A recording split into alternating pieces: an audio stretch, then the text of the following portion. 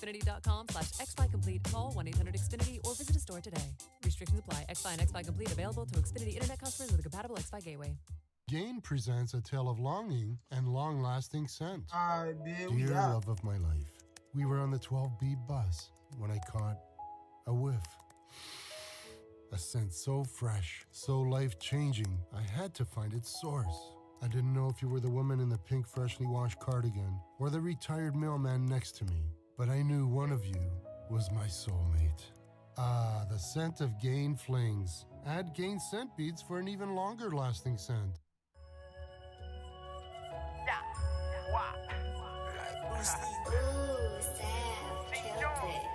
I don't see the script. I be kicking shit like Bruce Lee.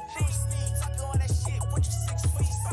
I was out of eye, left finesse. I really do the dash, can't catch me. I don't like to do the hashtag, but I like to do the action. With the moves, I be cracking and laughing. Rapping, make it happen. Taking with a clean up. Big mouth, he can tell me what you do. Yeah, I see him stumbling, tripping, he inside the shoe. Stupid nigga, stupid fool, we gon' put you in. Alright, hold up, bro.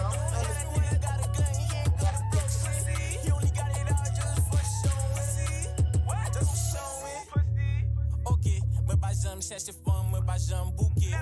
Des women serrés, tout femme ça besoin bébé. You want see moi crazy. I do this trapping shit on a daily. It's crazy. Mama really raise me. Fishing, we're going for the well. Nigga capping, all we do is tell. Put it to a test, see the fishing well. This ain't no fairy tale. With these stripes, you can tell it's Gucci. Let me touch that booty. She's giving free pussy. Put you on a contract, call me master. Why you tryna leave me, baby? You know pimping ain't easy. I'll never go on a diet. Getting to this money broke, nigga, you should try it. 'Cause you know you ain't never gonna buy it. I see it real. Alright, y'all. Stop trying. About to get started, bro. Bless you. Fast move, hit you with the one. I just gotta send You don't know what hit you. myself this email right quick. And then we gonna get to start calling these I be kicking homeowners, shit bro. like Bruce Lee. Talking all that shit, put you 6 feet. I always had an eye, left finesse. I really do the dash, can't catch me. I don't like to do the hashtag, but I like to do the action. Moves, I be cracking and laughing. Rapping, make it happen. Hold up, y'all.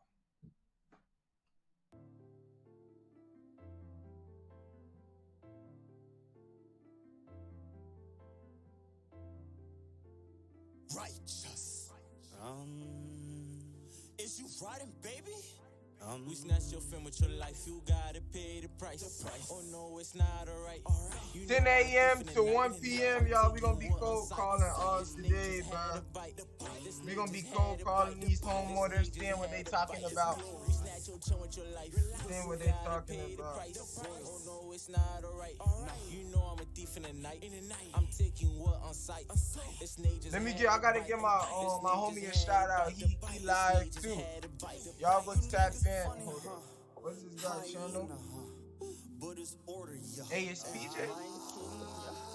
I've been sliding right all night, yeah. Right On the block. yeah. Right with my niggas. What? Righteous. I will smite, yeah. What? Keep playing. Brother. As y'all can see, bro, we pulling up on my dog live, bro. That boy live doing the reaction video. Yo, Devontae. That boy live right now. Devontae was good, man. It was good. Alright, so this is Amber. You know what I'm saying right now. Right now, This nigga just had a bite.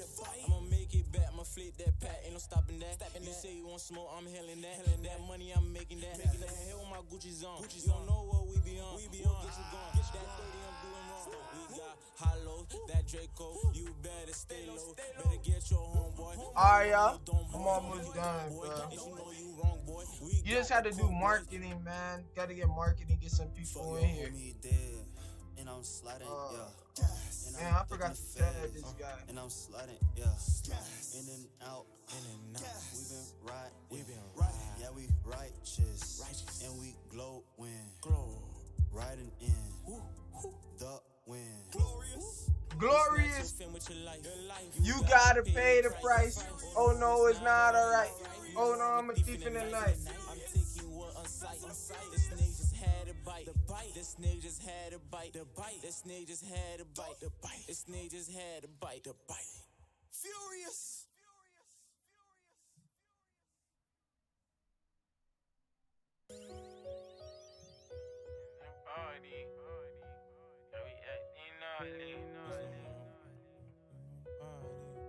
Alright, y'all. To get started, bro, what we gonna do is first we gotta go over our script, bro. That's the number one thing. When you going over this stuff, bro, make sure that every morning, bro, before you start cold calling, you go over your script. And right now, I gotta find a script. I gotta find this script that I sent out. Hold up. My new hobbies. Alright, hold up.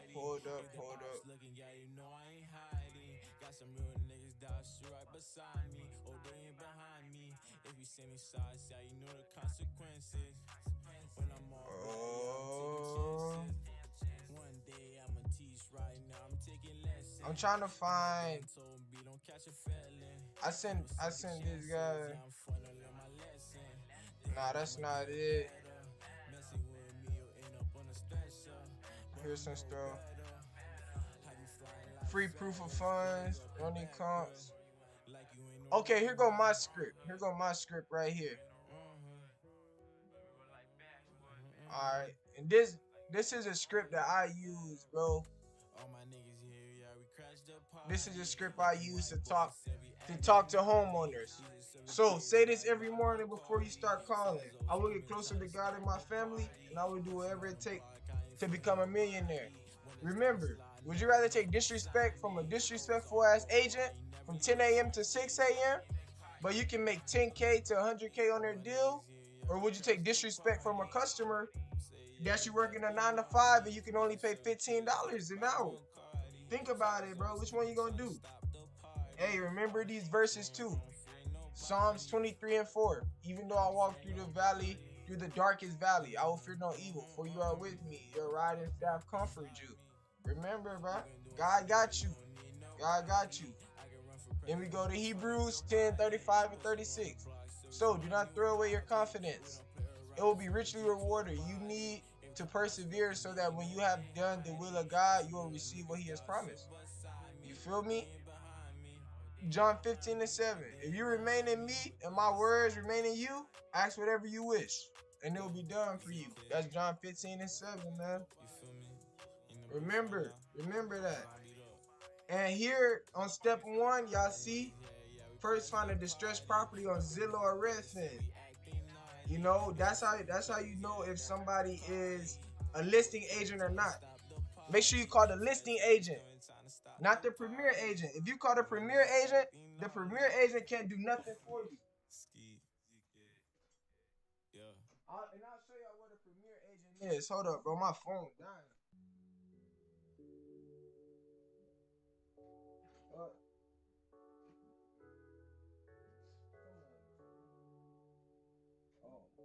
Hold up, y'all. We gotta find the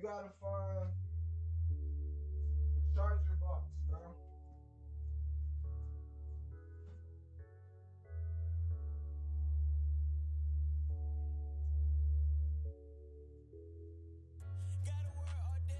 I'm looking for a charger box.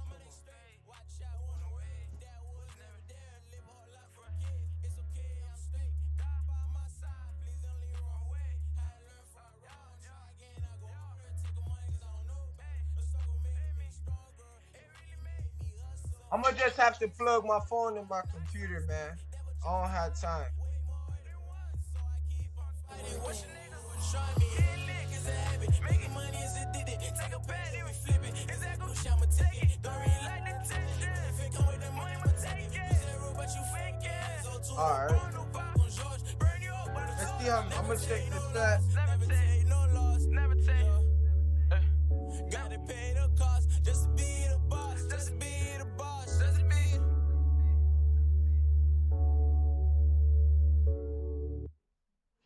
If you won't be the same, never switch. Alright, next. Got a red to the end, going to the Next top. thing, when you start, Had to get it by myself, had to get it by my lonely. Niggas down, looking left and right by my only. Damn, say what you want, say what you want. I gotta get it, I'm gonna get it for my family. Get them 100 grimmers, so I gotta go. I gotta go. I gotta go for that time that they looked Alright, at me look. wrong. I gotta go in, I'm scoring for the win. They say what you want, baby. Alright, look. So boom, this is how you find the property with the agent. This is how you gonna find the property with an agent right here. You gonna go to Zillow or Redfin and you gonna call the listing agent. Your name should be under the description of the house. It should be like this. Maybe listed by Jessica Kane with Color Realtor Plaza. It's gonna look something like this. That's all you need to know. Next, you're gonna copy and paste the name and company in Google and find the cell phone number and the work number. Call the cell phone number first and then the work number, because if you call their work number, they usually don't even answer. Whatever it is. So number 3, if that don't work, search their name in Zillow.com. Click the Agent Finder tab in the top left and enter their name and zip code and hit search. Call the cell phone number first if that don't work. All right, next, if that don't work, you're gonna try on Redfin. We don't give up. And then if Redfin don't work, you're gonna go ahead and go to Google. So when the agent answer, when the agent answer yes, start warming up the agent. All right, hey, my name is Ron. I was calling to ask if I could have the cell phone number and email of your agent. All right, because right now we're calling their job. Right now we're calling their job, their office number. So we're trying to see if we can get the cell phone number of their agent. Most of the time they won't give it to you, but in other times they will, or they will just forward you over to them. And then you will leave either a quick voicemail or a text message, right? And you will save their number in your thing. Here's a money tip. No excuse. You gotta know the agent's name to start the conversation. Check this out. When someone calls you that you don't know and they know your name, it usually catches your attention, right? You don't gotta wait 45 seconds when they answer to say your name and what you do. Say it clear, fast, and confident. All right? When they answer, say your name clear, fast, and confident. Neither one of y'all got time to wait. Warming up the agent 3 times in the morning, 30 minutes before you start calling, Sunday through Thursday. Warming up the agent. You warming up the agent. I'll show you warming up the agent. Warming up the agent is gonna be somewhere down. Hold up. The big offer. Becoming friends. Oh, it's called Becoming Friends. I gotta change this.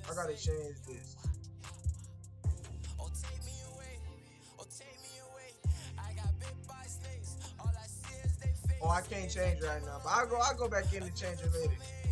Alright, so look, after you get on the phone with the agent, right? This is how I go about it. Hey Ron, just say their name is like Jason. Hey Jason, my name is Ron Lee, and I work with the elite group of investors who are buying homes worldwide. I was scrolling on Redfin and I came across your property listed on blah blah blah, right? Hold on, let me make sure nobody not commenting. So yeah, they go in there, and after that, you make sure you ask them. Yeah, I came across your property listed on 123 Apple Street. You know what I'm saying? And then boom, after 123 Apple Street, you go here. What I like to do is that you represent me. They'll probably say something like, Okay, yeah, it's still available.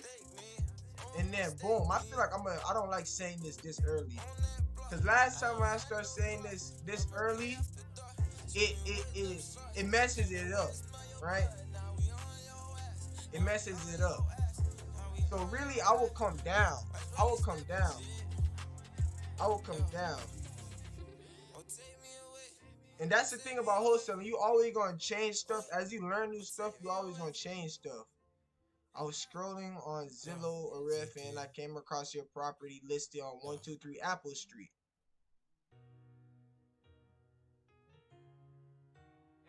Hold up, y'all. I'm on live right. Hold up. I'm about to answer that boy Pat on live. Hey, what's up, Pat? Hey, Pat. Hold up, y'all.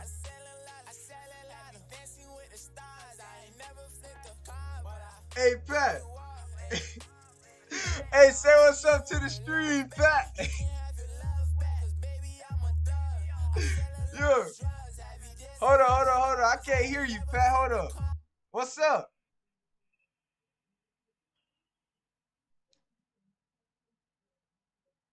Yo, Pat. Yo.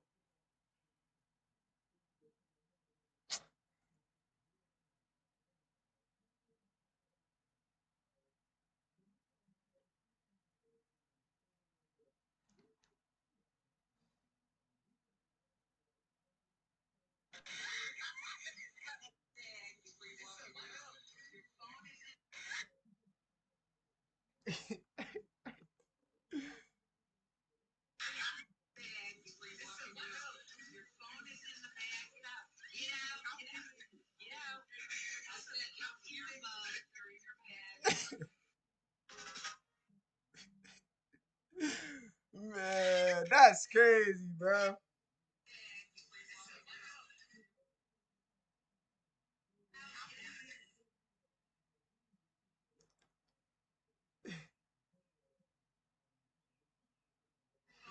All right, y'all, let's get back to it, bro. We got money to make. Y'all see people be texting me, bro. I hate when people text me when I'm trying to make money, bro. I can't be doing this, bro. All right, let's go. So, boom, come back. I don't like to say this no more in the beginning. And you can say this, okay, what I like to do is that you represent me as my buyer's agent and write and submit the offer for me. That way you get both sides of the commission. And then usually, yeah, you see, this is why I don't like to say that. This is why I don't like to say that early, because when you say that early and they say, they will probably ask, are you a wholesaler after that? You know what I'm saying? So, and you say this, let me explain. So we are a team of people with strict rules on. Hey, this comeback right here is so smooth, bro. If they ask, are you a wholesaler? If they ask, are you a wholesaler? Say this. Let me explain. So we are a team of people with strict rules on properties we purchase. We have liquid funds put together for fix and flip properties. Yo, bro. Oh my goodness. Yo. Hey, Z-Bands. I'm on live, Z-Bands.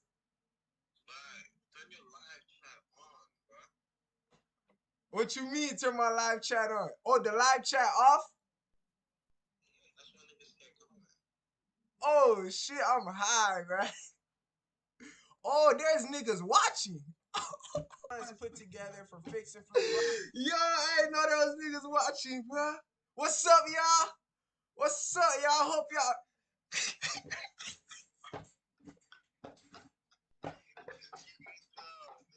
Yeah! It's 5 people watching, bro. Hey, what's up, y'all? Bro, how y'all doing this morning, bro? I thought nobody was in here. Hold on, let me figure out how to turn on. Hey, hold on, let me figure out how to turn on the live chat for y'all, bro. Hold up, bro. I gotta put it on. Hold up.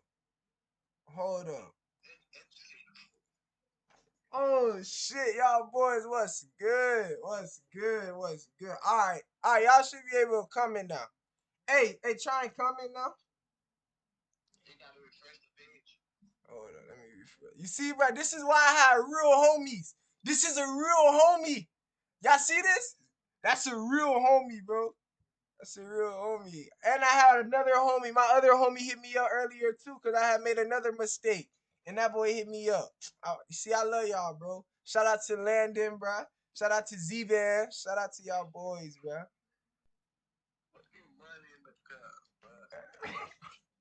Hey, bro, I'm trying to get back to teaching y'all, bro. But hold up. Hold up. Let me make sure. Can you comment though?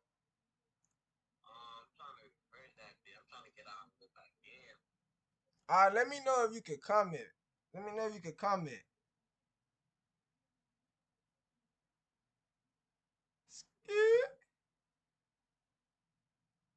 Hold up.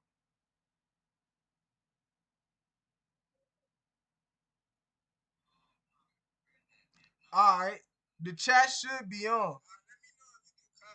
Alright, the chat should be on, y'all. Chat should be on. Alright, let's go. Yeah.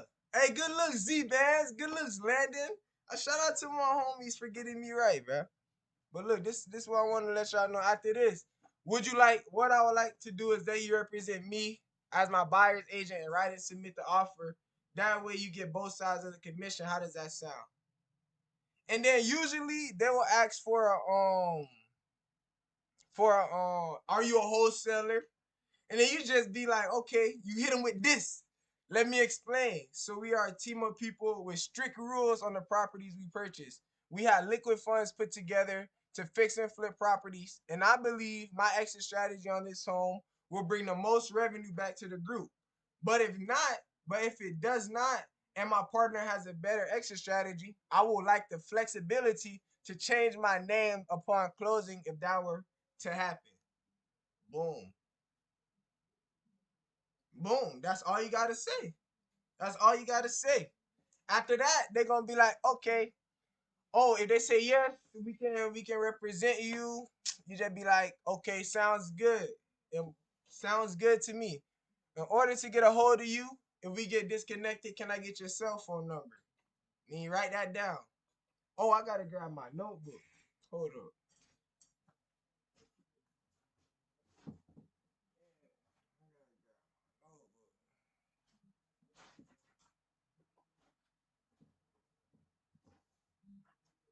Yeah, bro. Make sure y'all keep a notebook, bro, cause y'all gonna be writing a lot of, bro. Listen, y'all gonna be writing a lot of notes, bro. Like a lot of notes, bro. When you talking to the agents, you gonna need their phone number. You gonna need their email address. You gonna need some more stuff. So I'm gonna walk y'all through it though. So look, after you get here, they say, oh yes, they can represent you and get both sides of the commission. That means they're gonna get 6% commission instead of 3% commission. What you do is, after that, you say, okay, boom, sounds good. In order to get a hold of you, if we get disconnected, can I get your cell phone number? And then you get your cell phone number, write it down.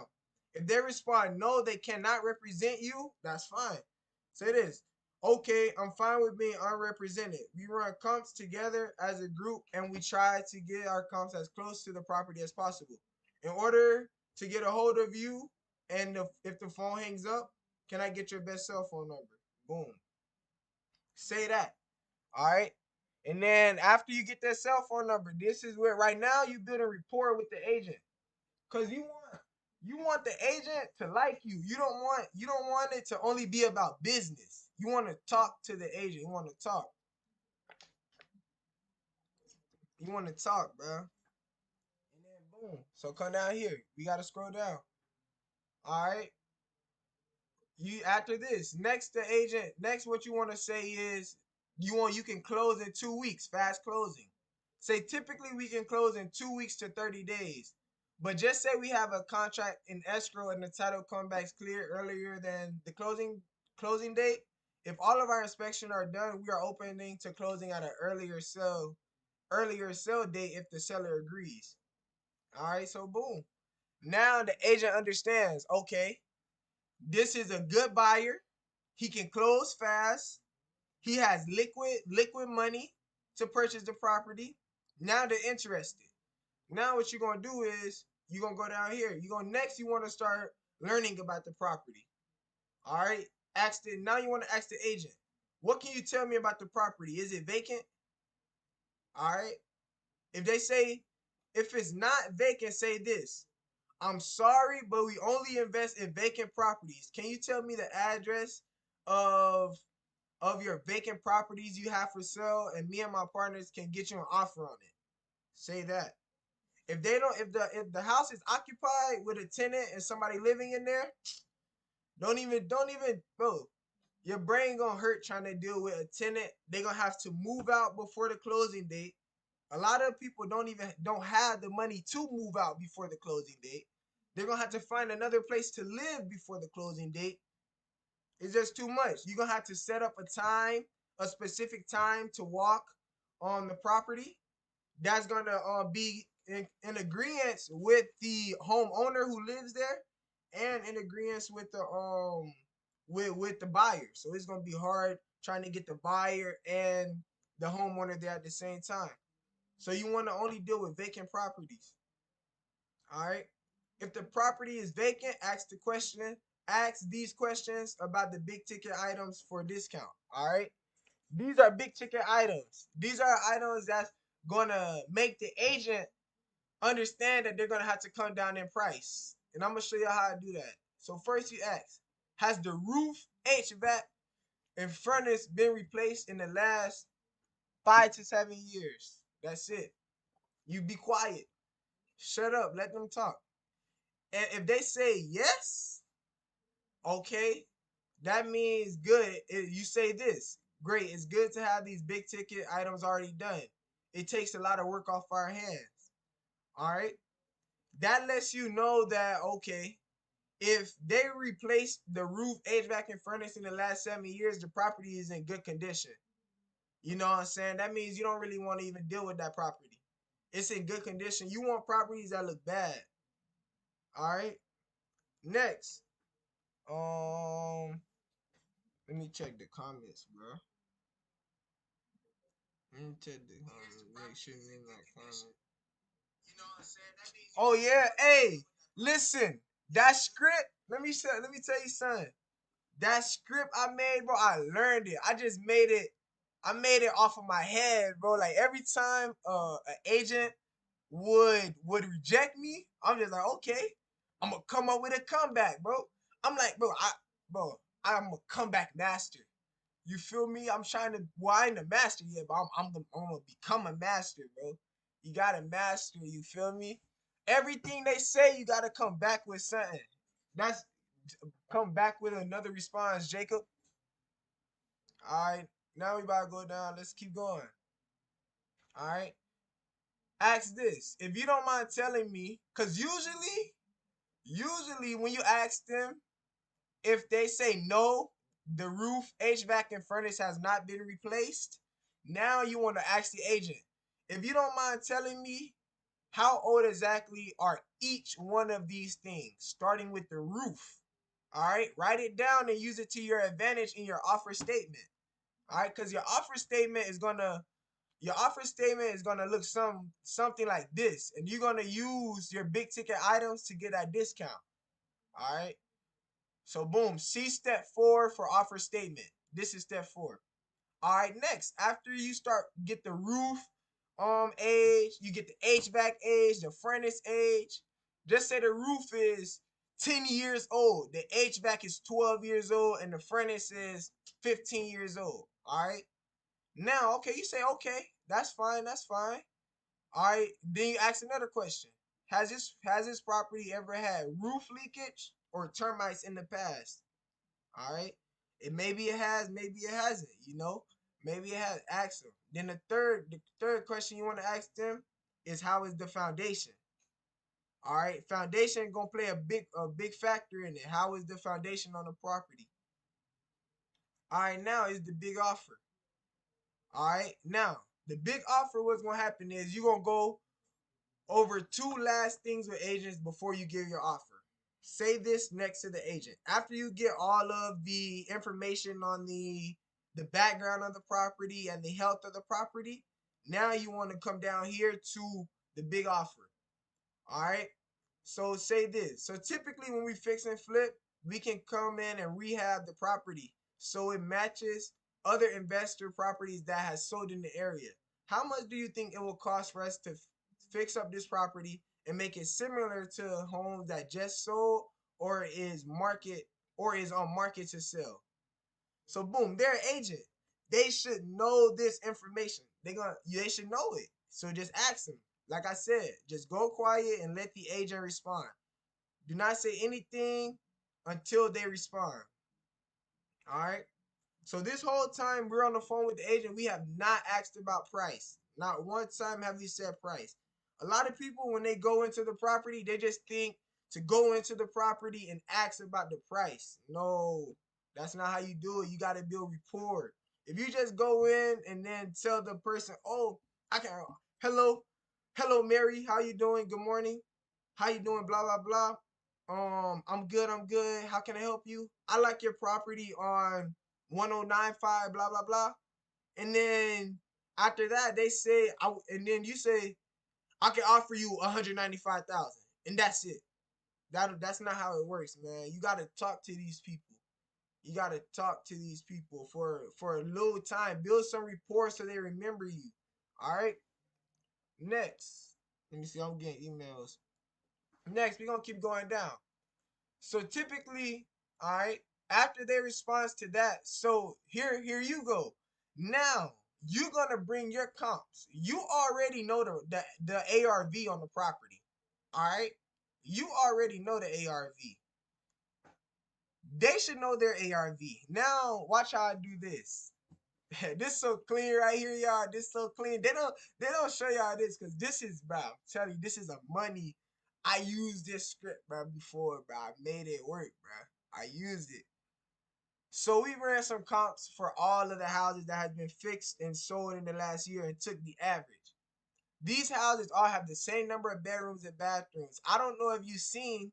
Now, you want to have a minimum of at least 4 comps, all right? They could be sold or on the market that's going to sell. All right. Now, you could use a max of 7 and go into description about the 2 houses you like the most. So let's come over here. Let's come over here, right? Let's go to Zillow. Let's go to Zillow. All right. Now, let's just type in a random place. This is where I do most of my real estate at. This is where I do most of my real estate. Kansas City, Missouri. As y'all can see, it kind of look like a lion, right? It kind of look like a lion. And yeah, we're going to be cold calling. After we finish the script, y'all going to be watching me cold call live. Cold call live, bro. It's going to be funny, bro. Y'all be ready. So look, right now we're going to look for houses for sale. And we're going to come over here to only houses, right? There's 793 houses for sale, y'all. 793. All we need is one. All right, so, but right now, I'm going to show y'all what a comp will look like.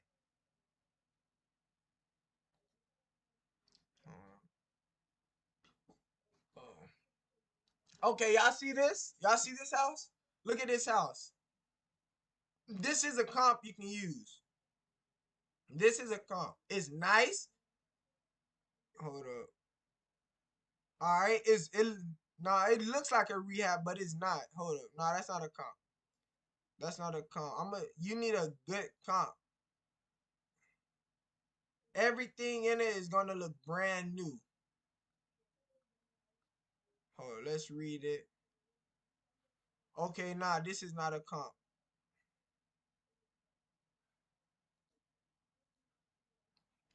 Oh, that's why. That's why. We're not in solds. Let's go to solds. And we're gonna go to solds, coming down here to more, and go to sold in the last year. Come down here, go to sold in the last year. And let's look at this.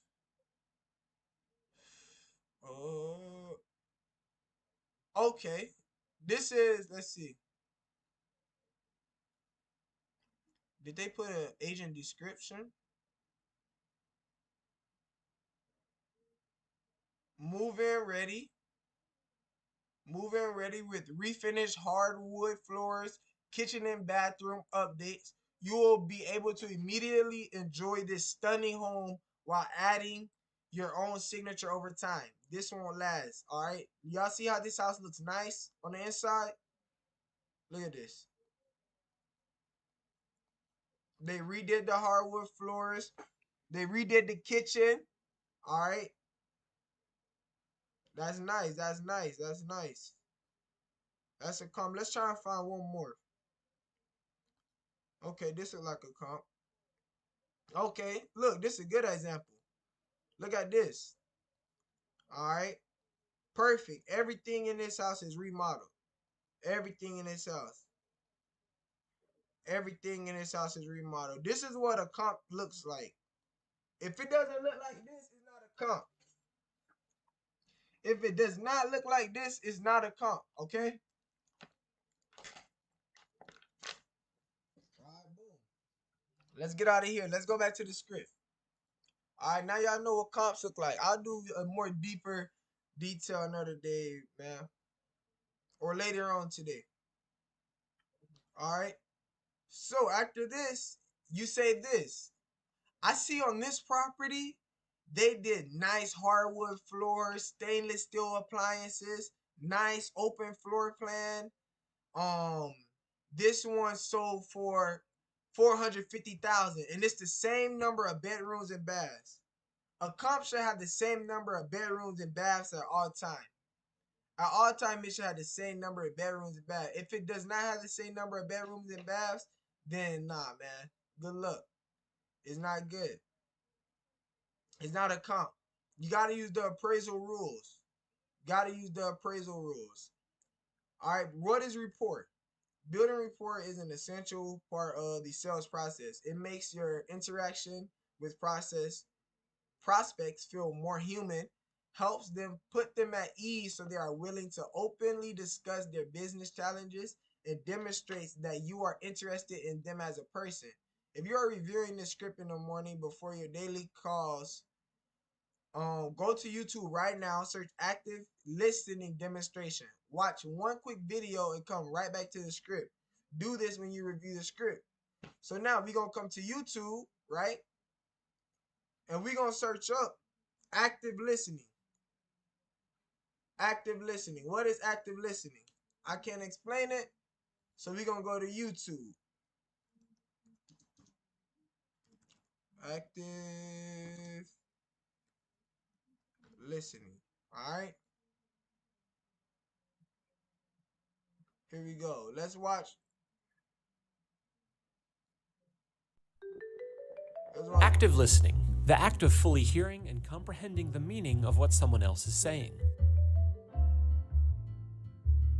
Avoid getting distracted by your own thoughts. Focus on the speaker and time. Nah, bro. Nah, I can't watch that video. That's not a good video, y'all. Let's see this one. Get Lumio free and talk about active listening skills. So let's get into the details. And I actually have a 1-hour course. I will tell you more about listening is so important because good listening is probably the easiest way to connect with other people and build relationships.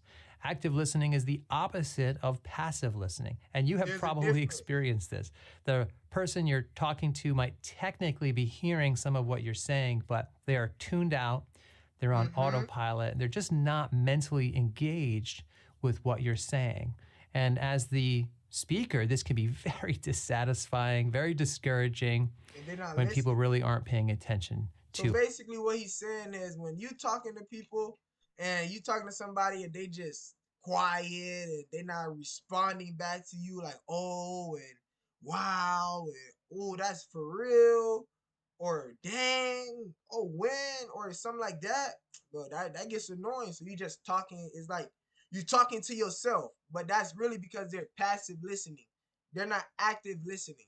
To us, like, why am I even talking in the first place? But active listening looks, sounds, and feels obvious. Active listening means listening completely. But before anybody does that well, there are two secrets, two prerequisites to active listening. Number one, you have to commit. You have to put aside whatever else might be distracting you and make listening a real priority. Good listening. So when you're on the phone with the agent, you want to stop doing everything. Me, when I'm on the phone with an agent, you feel me? Sometimes I like to walk around. You feel me? I put my chair right here and I walk around and I talk to the agent. That's how I like to negotiate sometimes. Sometimes I might be in my zone. I might be like this. You feel me? Sometimes I might just be like this. I might be calm and relaxed with the phone. Sometimes I might be speaking on speaker. But at all times, I'm focused on the conversation. Is first and foremost a choice that you make every time somebody speaks. Number two, it takes practice. Like any skill, you have to work at it. The good news is that listening is not mysterious or complicated. So let's talk about 4 qualities of active listening that you can put into practice. First, active listening involves nonverbal communication. And there are 2 sides to this. On the one hand, you're demonstrating that you're engaged in paying attention nonverbally. You put your devices completely away, you make eye contact, your body posture is open. And that's the same thing too for if there are any guys in here, man. When y'all talking to girls, bro, look them in their eyes.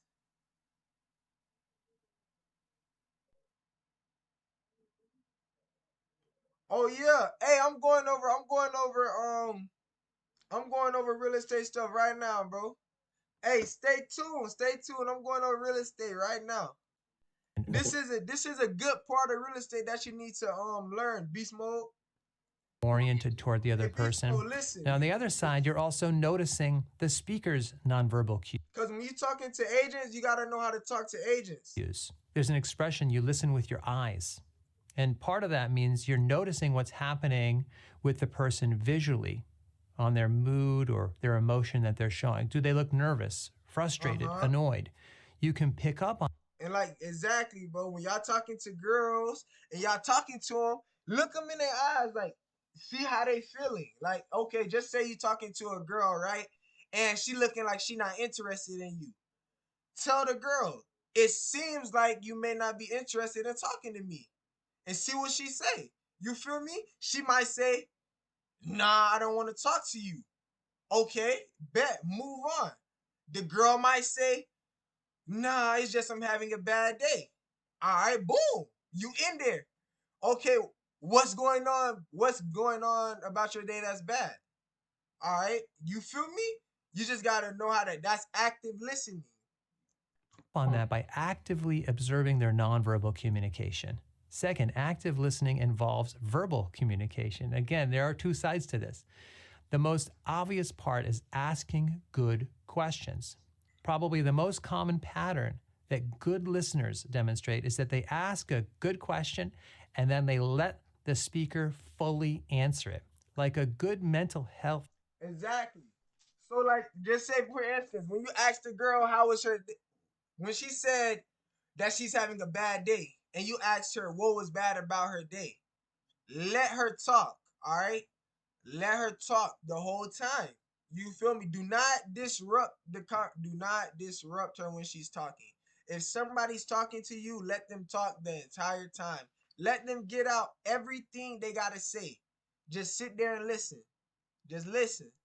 Therapists will ask thoughtful questions and then stop talking for a while and let the client speak. Honestly, what we're paying for in many cases is just somebody to listen carefully to us. So a good question is a huge part of the listening pie. And the other part of verbal communication is those small utterances that show the other person that we're following them, like, I hear you, yeah, that makes sense. Sometimes it's not even full words. It might just be, oh, Those little utterances keep. So was she telling you about her day? Oh, wow.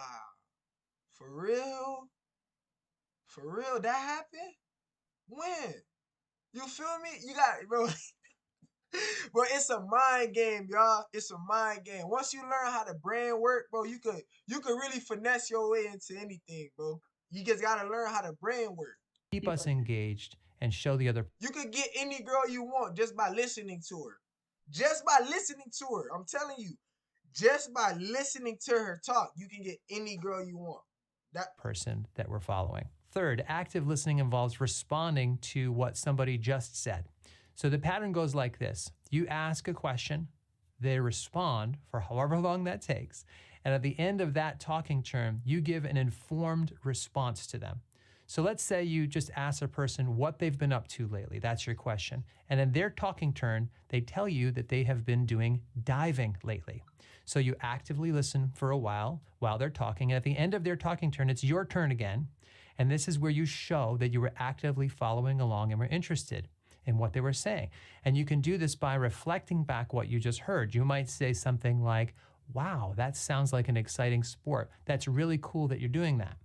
Or you could ask another follow-up question. I had no idea that you were into diving. How did you first get into that? Of course, you could do a little bit of both, like I just did.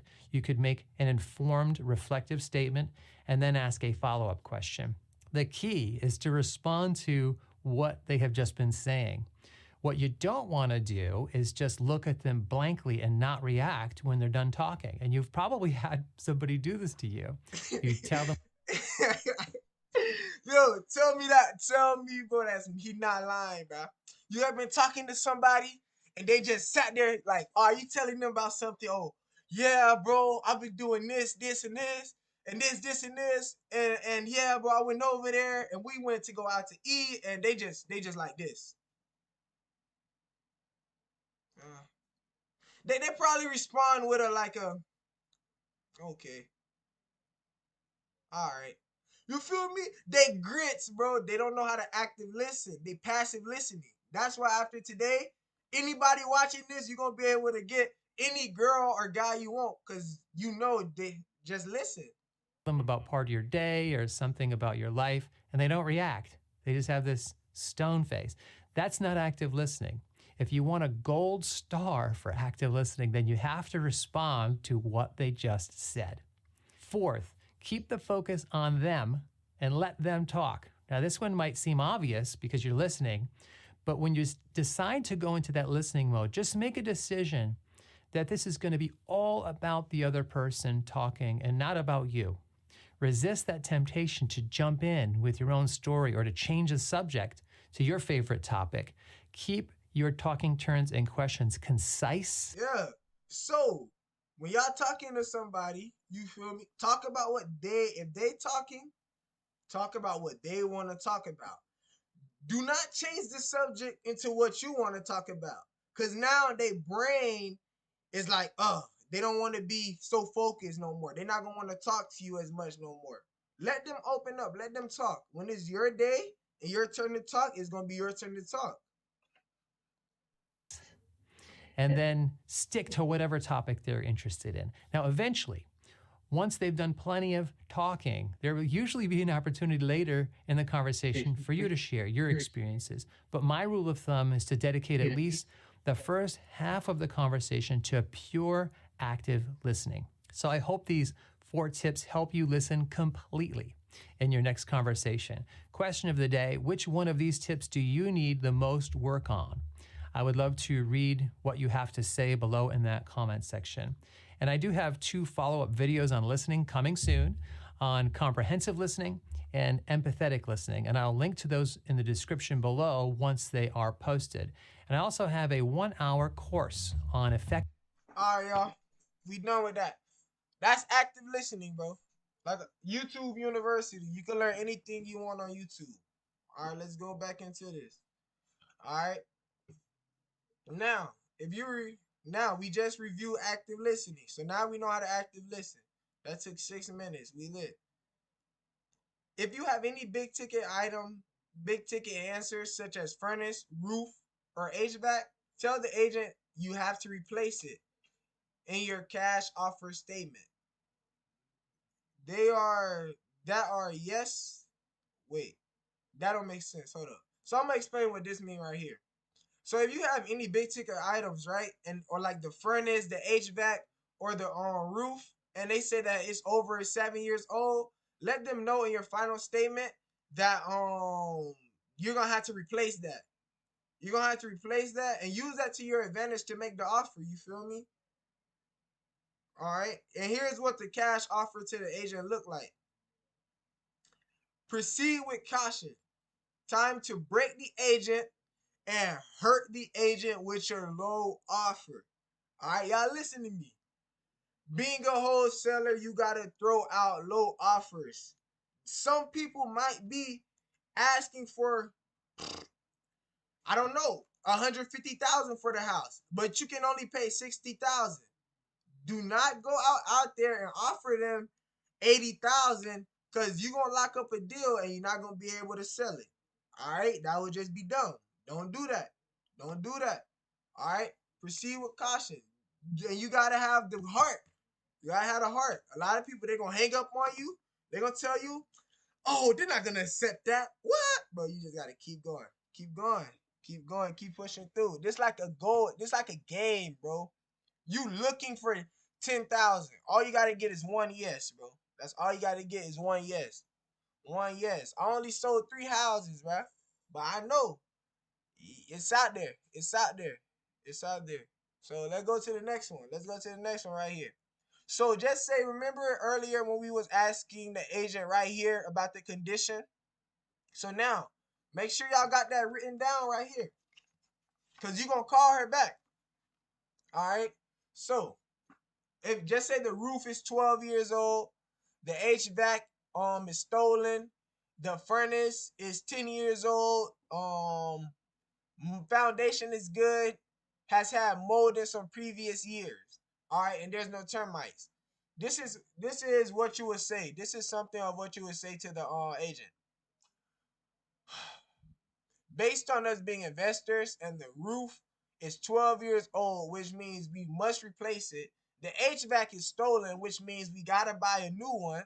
Also, the furnace is 10 years old and it needs to be replaced. Also, the house has some mold, so we're gonna want to check that out. Check that out. If it is not everyone's rules, it is not everyone's rules to replace those things, but for us, we like to replace it. We want to sell, when we want to sell on market for the first time home buyers, it must pass an inspection. So we don't want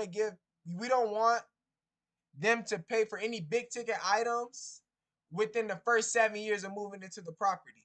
All right. And basically what that's saying is anything that's over 7 years old, we got to replace it. And we don't want the home buyer who's going to buy a brand new home to have to replace that. That's just dumb. That's just dumb right there. If that's the case, bro, wow, they're going to lose a lot of money because they're going in, they're getting a loan from the bank and they're expecting to live in this house for at least 30 years. And in the first 7 years, the roof caved in. Come on, man. Nah, that's not going to work. All right. If your offer is reasonable, all right, the agent will say, okay, I can call and give your offer. I can call and give your offer. If they come back passive, all right, sounds great. Can you get back to me in the next 20 minutes and let me see what they say? Also, we invest in 5 properties a month, so whatever you get, send it my way and we can get you offers. Boom. All right, that's if the offer is reasonable. Most of the time, it's gonna be this. If the offer is way too low, the agent gonna say this. I'm telling you right now, the seller has already turned that number down or the seller will not accept it. When they say this, you come back aggressive. Full force. Listen, full force. Full force. All right? You're right. You're right. It is a low offer, but I would still like you to present it to the seller. If anything, my low offer will prompt the seller to do a price reduction, which will ultimately help you sell the property. And who knows? Maybe they're ready to be done with this property and they'll take my cash offer. I can't tell you how many times that's happened to me in the past, even though it's still Even though it's low, will you still submit it? All right, a verbal offer. Now, if they don't, okay, this is what you want to do. Say this. Most of the time, they will say yes. Because that's their job, all right? Say this. Sounds great. Can you get back to me in the next 20 minutes and let me see what they say? And let me know what they say. Also, we look to invest in 5 properties a month. So whatever you get, we can look at it and get you offers. I will follow up with a text message, including my email and price. All right? So now here's just some extras. Now you done made an offer. It's that easy, y'all. It's that easy. That's the script I use. That's the script I use right here to make offers. It's that easy. And we about to make some offers right now. We about to make some offers right now. Right now, bro. I'm going to go over this last 2 extras. My partners and investors I work with can provide a hard proof of funds in the form of a bank statement. If just say they ask for a proof of funds, all right, and in a bank statement, this is what you would say. My partners and investors I work with can provide a hard proof of funds in the form of a bank statement, just like you want. But I cannot ask them for that unless I have first a fully executed contract on the property. So let us do this. Add a contingent clause to the contract that I will provide a hard proof of funds within the 10 days of accepted contract. And then boom. All right. Next, here's the extras right here. So we're out of state, so we can't actually see the property. This is what you say. From the moment of an accepted contract to the day of closing, I need to be able to get into the property at any given time with my investors, partners, and especially contractors, so I can plan and prepare. Plan and prepare and be ready when it's time to close on the purchase. All right. I gotta go back and edit this script, bro, and make some adjustments because I didn't learn a lot. Y'all see this? I made this script July 22nd, bro. July 22nd, I made this script, y'all. July 22nd. What's today's date? It's November 11th, bro. Now that's what I'm trying to let y'all know, bro. This is, man, when y'all see people success, bro, y'all don't know how long it took them, bro. Y'all don't know. I made this script back in July. Y'all.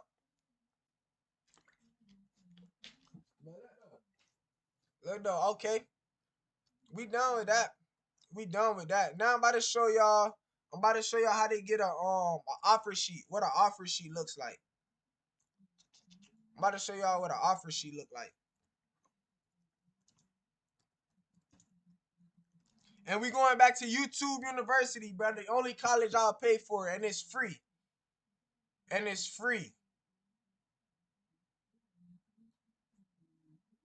All right, guys. If you've been injured in a car accident, if you've been injured in the... Oh, yeah. Love your energy working towards my first deal. They inspire. Oh, yeah, man. And I appreciate that. I love your energy. Working towards my first deal, very inspired. Stay inspired, man. Just watch and how to use it when making offers to sellers. And be sure to stay to the end of this video. I'm going to show you how to get my exact letter of intent for free. All of that and more coming up.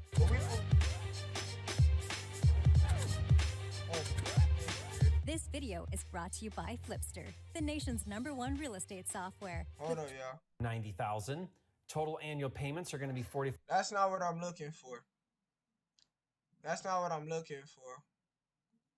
I'm looking for Some of my best deals are on market. That is to say, the property is listed for sale with a real estate agent, and since the offer is written up by the agent and then presented to the seller, it's important. Here y'all go. We gotta watch this video right quick. Has everything you need as a wholesaler and a flipper. So in today's video, I'm going to share with you step by step how to get agents to make offers for investors, and specifically my 10-point checklist.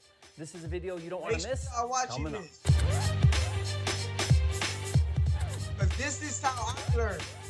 This For is a how limited I time, learn. you can I get go a on free copy YouTube of Jerry Norton's and I Data search Cruncher up software, anything which I finds need to cheap learn. houses in your area.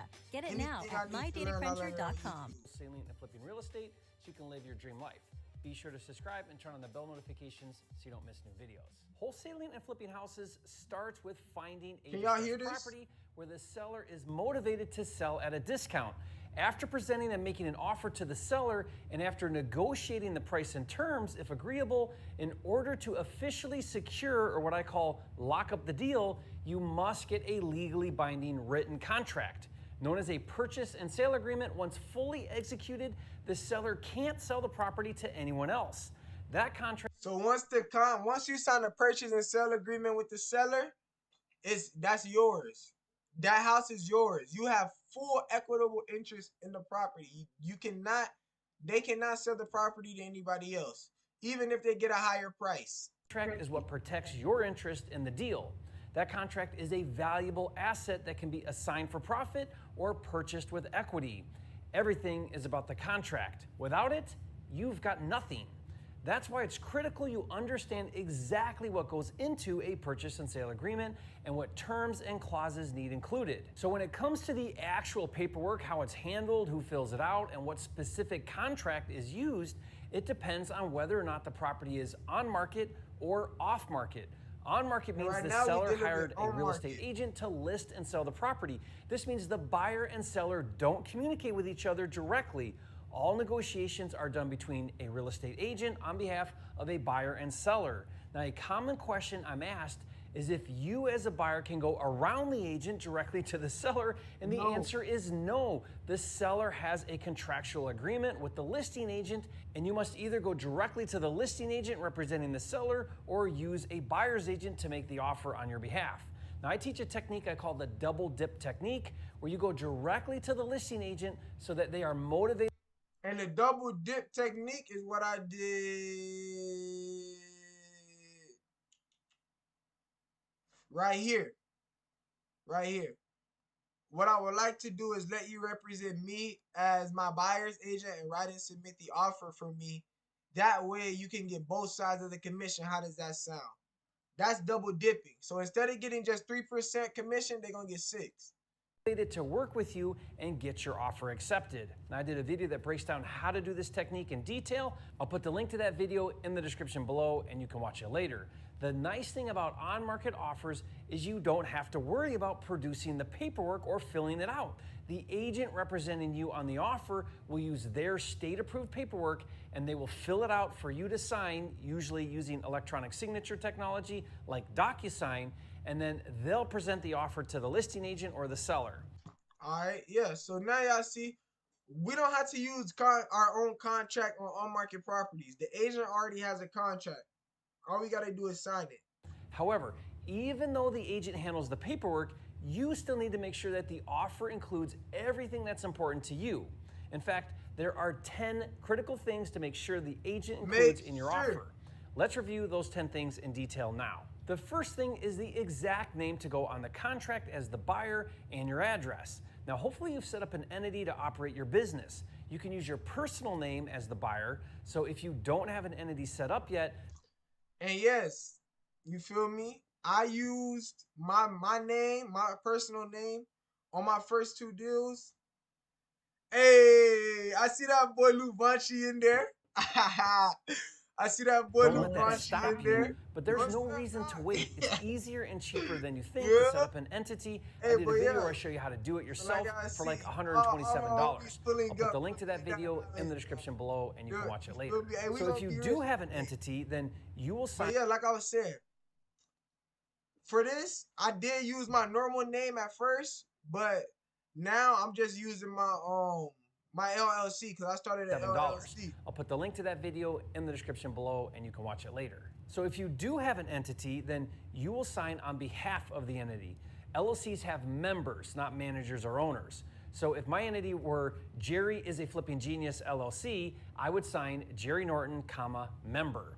And in order to ensure your contract is assignable, you could add after your name the phrase and or assigns. What that means is you are the buyer and or anyone else that you assign the contract to. Now technically, unless a contract specifically says it is not assignable, then it is assignable and you don't need to add and or assigns. But if you want to be extra precautious, you could add that. Just know that it may send a red flag to the agent and or seller that you are a wholesaler, which may be an issue. Now, if an agent or seller questions it, my response is the following. I'm not sure yet if I'm going to take title in my entity or one of my partner's entities, so I want the flexibility to change the name by closing date. And that's where I use this right here. Y'all see this right here? Let me explain. So we are a team of people with strict rules on properties we purchase. We have liquid funds put together to fix and flip properties. I believe my exit strategy on this home will bring the most revenue back to the group. But if it does not and my partner has a better exit strategy, I would like the flexibility to change my name upon closing if that were to happen. Simple. And of course, partners is referring to my cash buyers. Now, I did a video where I break down in detail why I don't usually disclose to agents and sellers that my intent is to wholesale the deal. If you want to check out that video, you know the drill, link in the description. Okay, the second thing is the most important and also pretty obvious, and that's your offer price. Now, sometimes I'll choose a random price so it appears like I did a detailed methodical analysis to come up with my offer price. For example, if $125,000 is my desired buy price, I may offer $125,231. And since it's common for sellers to counter your offer, I usually go about $5,000 or so under my desired buy price, so I have a little room to counter.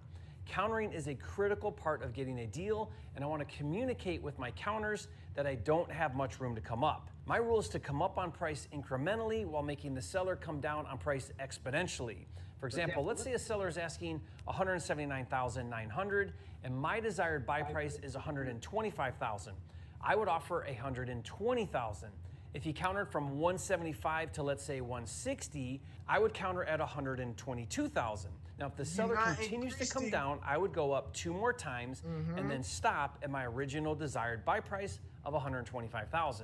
Now, the third thing to include in your offer sheet is how you intend to fund the deal.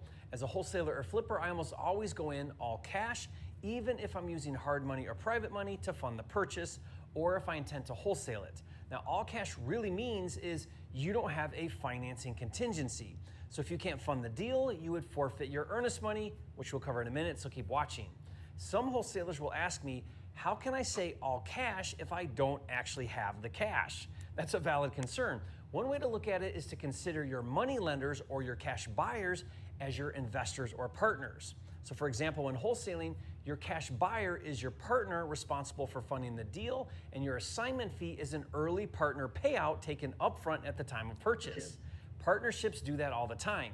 When talking to agents and sellers, I'll often say, I and my partners or investors will pay all cash. Then later when I bring in funding or a cash buyer, the agent or seller can't be surprised. The fourth thing to include in your offer sheet is proof that you have the funding to support your offer. This is called proof of funds, and it's common for agents to request a proof of funds with a cash offer. I'm gonna show y'all. This is how you get a proof of funds. Hold up.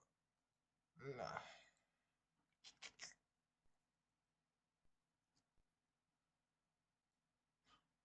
All right.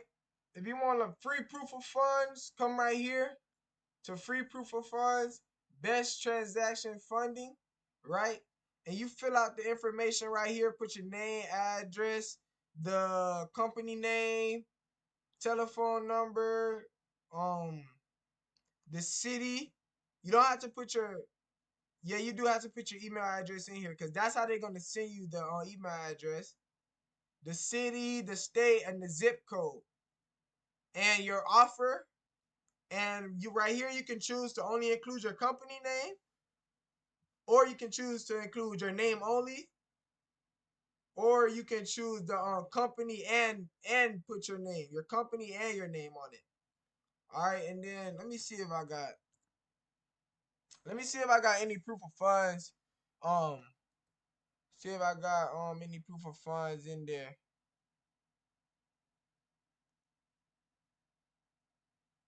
Okay, and here's what a proof of funds will look like. Right here.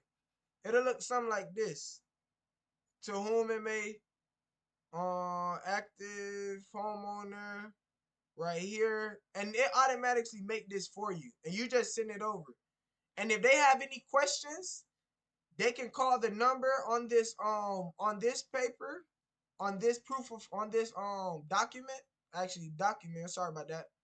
And that way they can get knowledge on how you got that proof of funds. Cause this is a hard money lender. Basically, they're basically a hard money lender, and they provide a proof of funds because they want you to use their money. But I just use it for a proof of funds to send to the agent. That's how I get the agent to accept my offer. Cause like I said, if they have any questions, they can just call this number. So the proof of funds look legit. And now you're gonna include the offer statement also. Now, this is an easy solution if you're a member of my Flipster system. Pro and Prime level subscribers get access to unlimited proof of funds letters for as many offers as you want. To learn more and check it out, just go to getflipster.com. Now, there is a difference between a hard proof of funds and a soft proof of funds, so make sure you know the difference. I'll put a link to a video I did in the description that breaks it down for you. The fifth thing to include in your offer sheet is that your offer to buy is as is, but you must have free and clear title. Now, that may seem self-explanatory, but it's important to communicate to the seller that your offer is to take the property exactly how it is in its current condition, and you're not going to come back and ask the seller to make repairs. Okay, the sixth thing to include in your offer sheet is an inspection contingency. Now, I recommend a 10-day inspection contingency. That means you have a full 10 days after executing the contract to perform your due diligence on your deal. During this time, verify your numbers and find your cash buyer. If you discover during the 10-day window that you're off on your numbers and you don't actually have a deal, you can renegotiate or terminate the contract without any repercussions. In other words, you'll get back your earnest money deposit. Okay, the seventh thing to include in your offer sheet is the amount of your earnest money. Earnest money is a good faith deposit to be paid at the time of executing the contract that is applied towards the purchase on the day of closing. Now, be sure to give the earnest money to the title company that will conduct the closing. With off-market, I normally pay like $10 to $100 is all, but with on-market, agents require a lot more, typically $500 to $1,000, sometimes more. Now, I did a video which explains everything you need to know about earnest money, including a hack technique to get your buyer to pay your earnest money.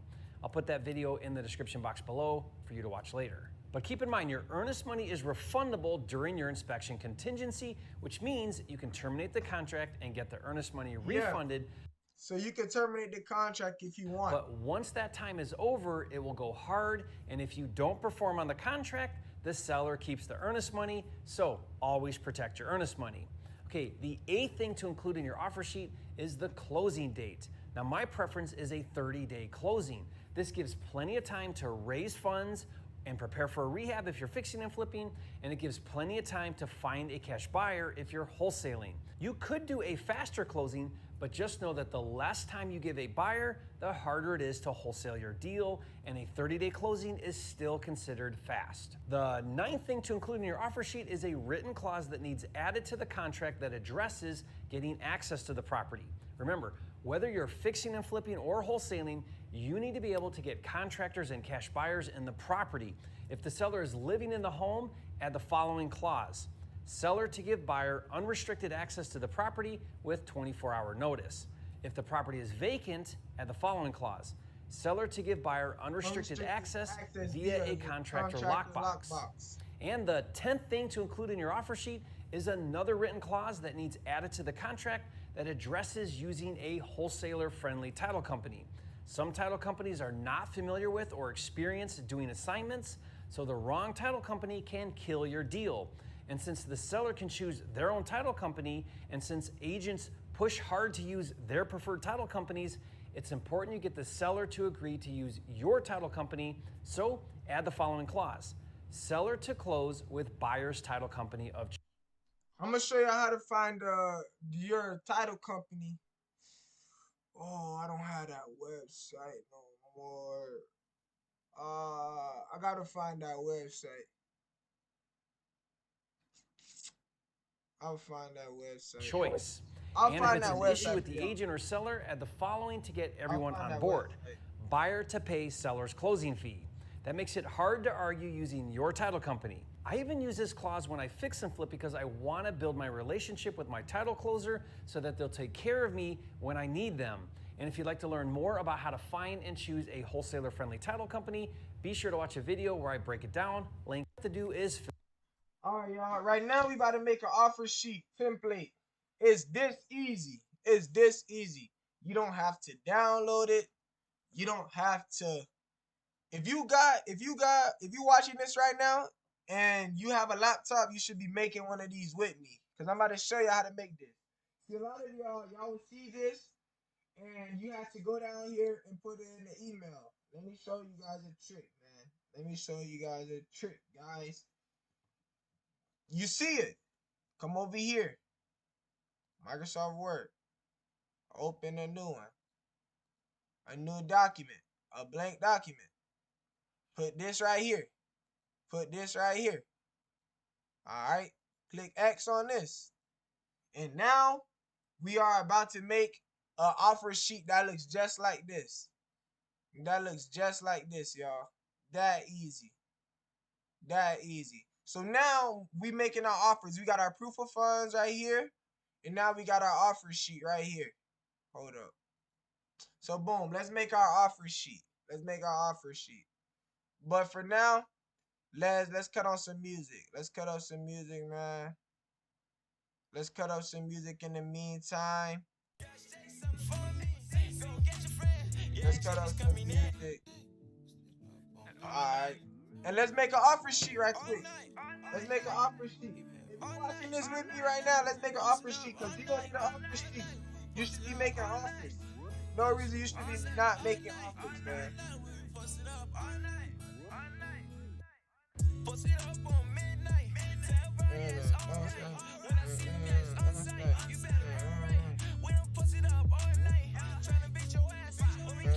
One day, on Sunday, on Monday, all day. All the time, in and out, all night, all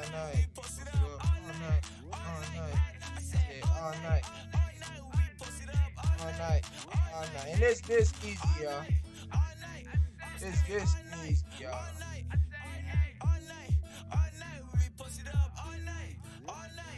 One. Oh, I can't type. I can't type. Fire. Name. Flag.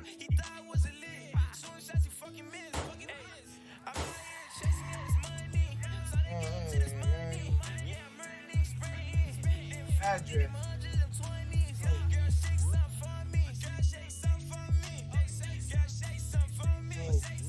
Hold on, y'all. We gotta make this right. Should be coming in. It's plus my game.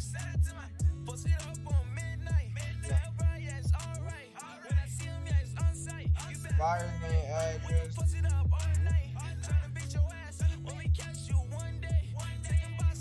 I don't like those numbers.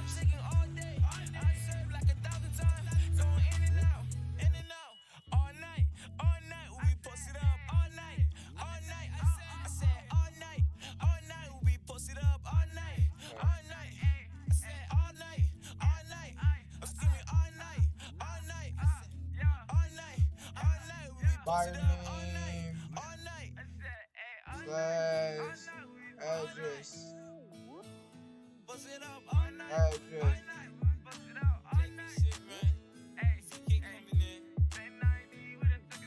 We gonna figure out how to line these up later, but we need space. 2. Price. 3. Funding. Boom. 4. Proof of funds. 5. Condition. Keep the connected devices in your home protected from Wi-Fi threats with Hvac Advanced Security, included with Xfinity Internet at no extra cost. Can your internet do that? Activate Advanced Security today through the Xfinity app and learn about upgrading your in-home Wi-Fi experience with Hvac Complete. It includes unlimited internet data and will help ensure you get the most Wi-Fi Wi-Fi coverage throughout your home. Go to Xfinity.com/XFi Complete, call 1-800-XFINITY, or visit a store today. Restrictions apply. XFi and XFi Complete available to Xfinity Internet customers with a compatible XFi gateway.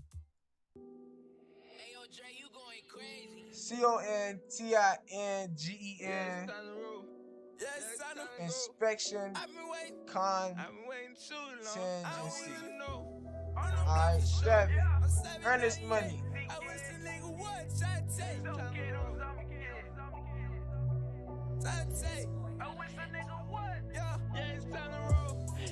Hey, if y'all don't know who this music artist is, this is my brother Luvanshi. Go look him up.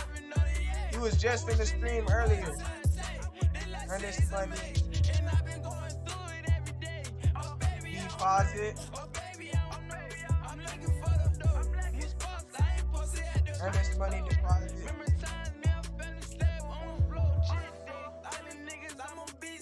And you can put a little like this, EMD. Because usually they call it EMD, or short term for earnest money deposit is EMD. Number 8, the closing date. You usually want to do a 30-day, 21 to 30-day closing.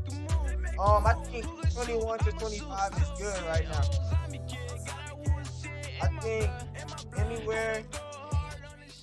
anywhere between 21 days and 30 days.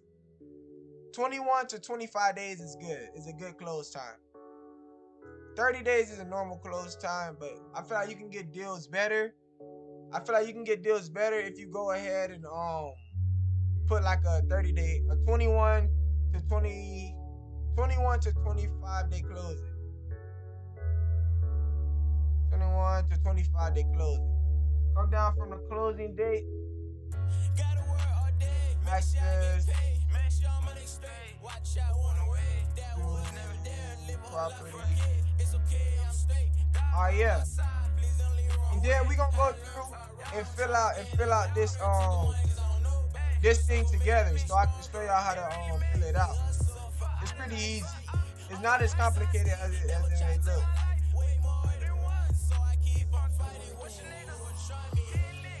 I don't know why it's not. I don't know. Closing. The closing company that we are going to be using. I don't know why.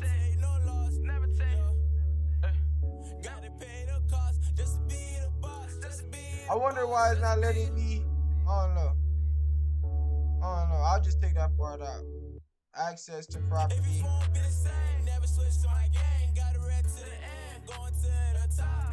Closing company.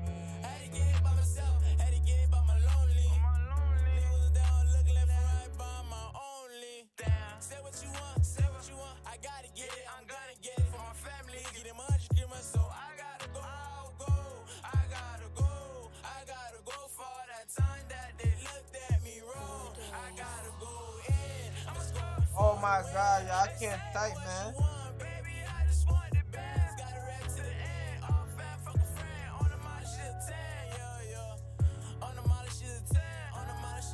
Alright. Let's see, what else are we missing here? Oh, other terms?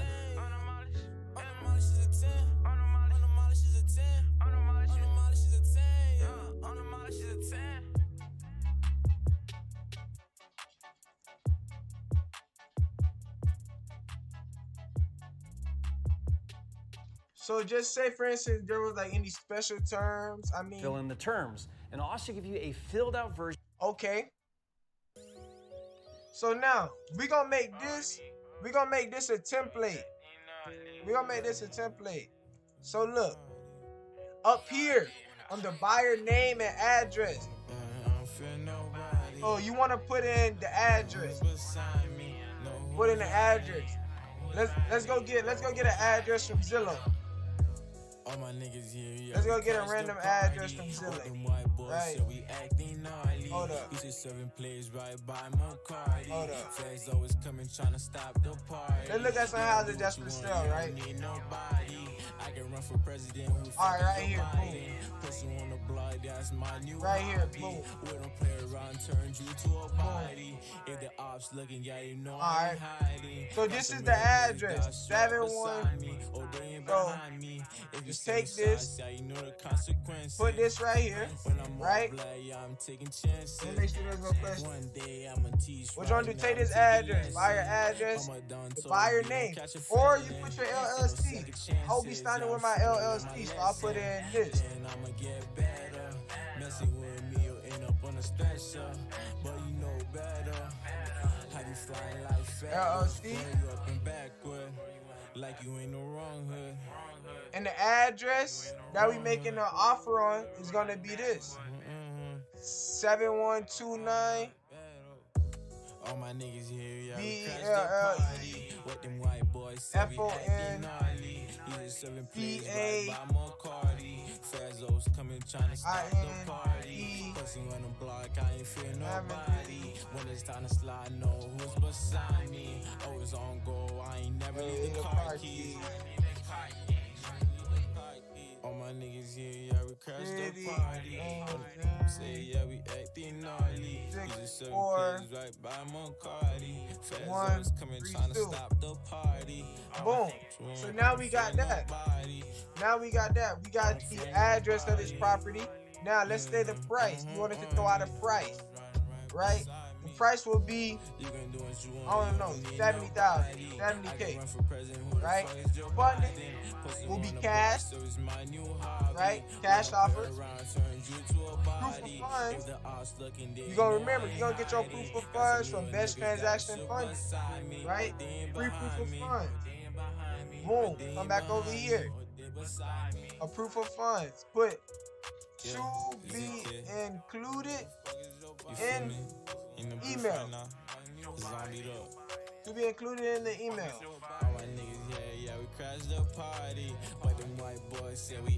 To be included in email.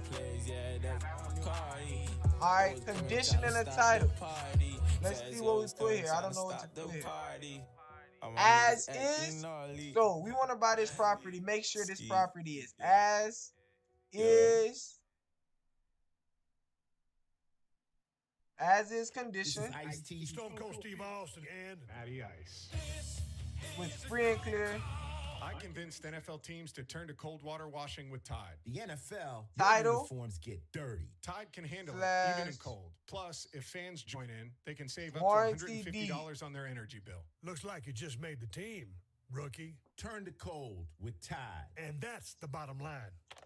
It's got to be Tide. Energy savings based on average when switching from hot to cold and non-HE machine. Panera believes in saying yes. I don't know why yes I don't let me move it down, but okay. Yes to the new chicken sausage and pepperoni flat. Next, we got the inspection contingency. Yes to inspection contingency is going to be mac and cheese sandwich. 10 days impromptu road trips to Sandwich, Illinois. From that's accepted living life to the flavor fullest. Get $1 delivery when you order on our app. Panera, live your yes. Pricing and product availability may vary. Visit PaneraBread.com. 10 days from accepted offer.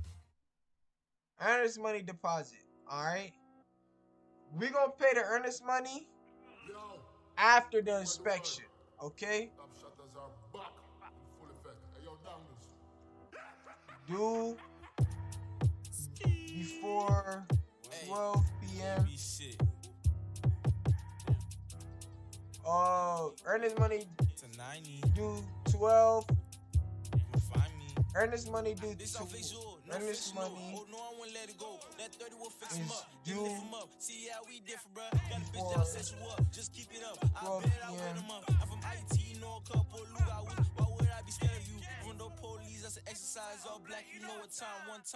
Earnest money is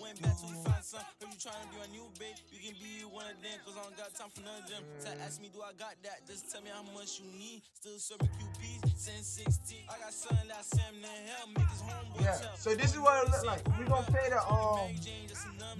the earnest money after the last day of the inspection. Alright, the close date. 30 days from accepted offer. I might well just screw you. I don't know who is you. I don't know who is you. Top tried to dab me up. You know we ain't cool. We never made a move. Access to the property. Always on the move, picking pool. Seller. You can't run forever. And your dad teach you better. Been a stormy weather. No shine in the sky. No shine in the sky. That's the moment you die. Your time to realize this shit not meant for you. Oh wait, you should stay in school. Ooh, pick and boo. What you wanna do? You know I'ma pick and choose. Sellers to give buyer unrestricted access to property. You know I'ma blow. At 30, I'ma let it load. Via. You say you want smoke, then come and see. You know we ain't hiding. You know we be in the 3. Lockbox. What? Sliding late night. All my niggas say ski. Title company. Buyer's title company.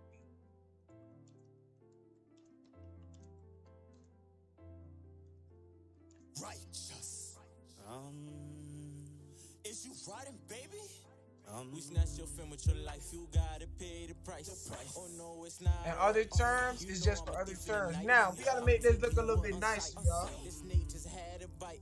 This nigga just had a bite. This nigga just had a bite.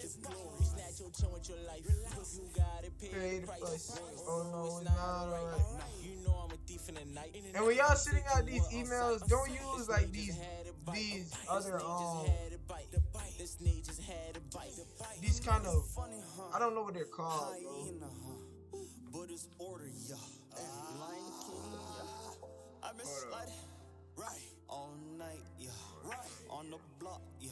Right, with my niggas. What? Righteous. I will smite, yeah.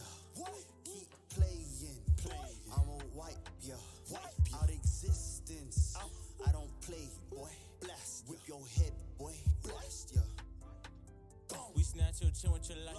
You gotta pay the price. Oh no, it's not alright. You know I'm a thief in the night. I'm taking what on sight. This nigga just had a bite. This nigga just had a bite. This nigga just had a bite.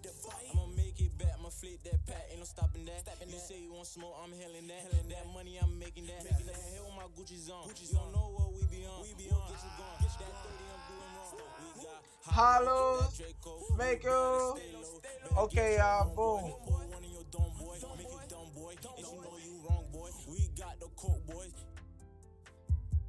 Fuck your homie dead. And I'm sliding, yeah. And I'm looking. Alright, y'all. And I'm sliding, yeah. In and out. Let's highlight all of this. Yeah, we righteous. And we glowing. Riding in the wind. Glorious. We snatch your film with your life. You gotta pay the price. Oh no, it's not alright. You know I'm a thief in the night. I'm taking what on sight. This nigga just had a bite. This nigga just had a bite. This nigga just had a bite. This nigga just had a bite. Furious. Investments for generations.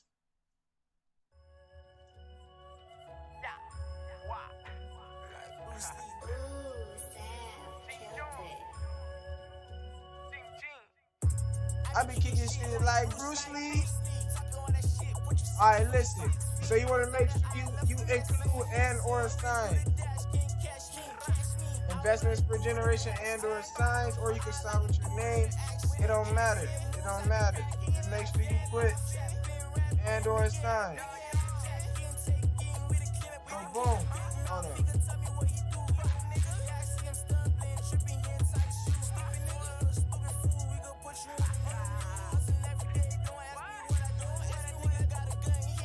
Alright, boom. So this is what an agent offer sheet looks like. This is what an agent offer sheet looks like. Shout out to Jerry Norton, man. This is how you make an agent offer sheet. Now, I want to just save it. Save as this PC. I want to save it as a offer sheet.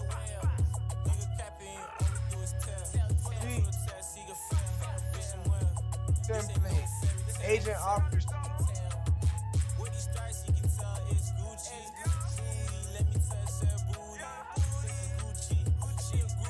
Agent offer sheet template. Save it as a PDF, right?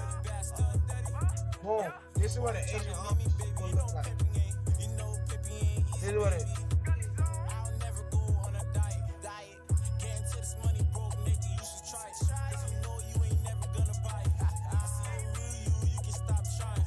Alright, so boom.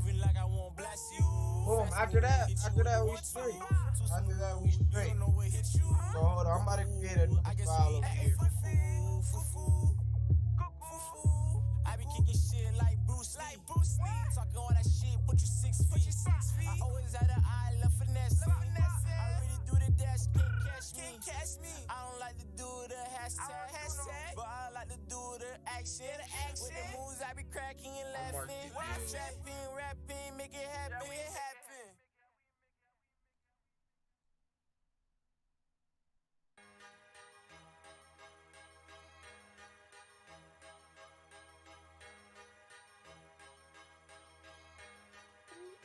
Hey man, shout out to my nigga Money, man. Shout out to my nigga J-Rock. Shout out to my niggas who dance. Hold up, y'all. Hold up.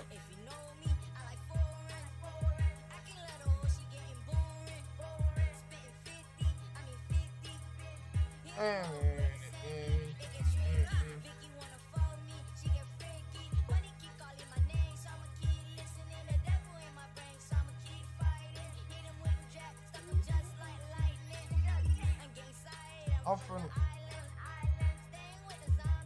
it get tragic. Late night scheming.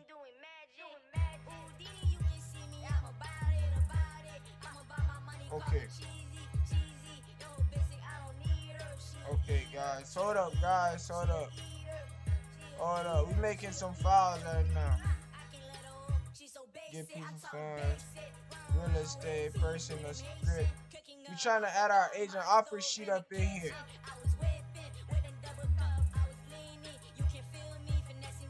We trying to add our agent offer sheet up in here. Hold up, guys.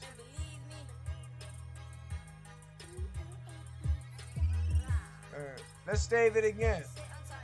Hold up. It's right here.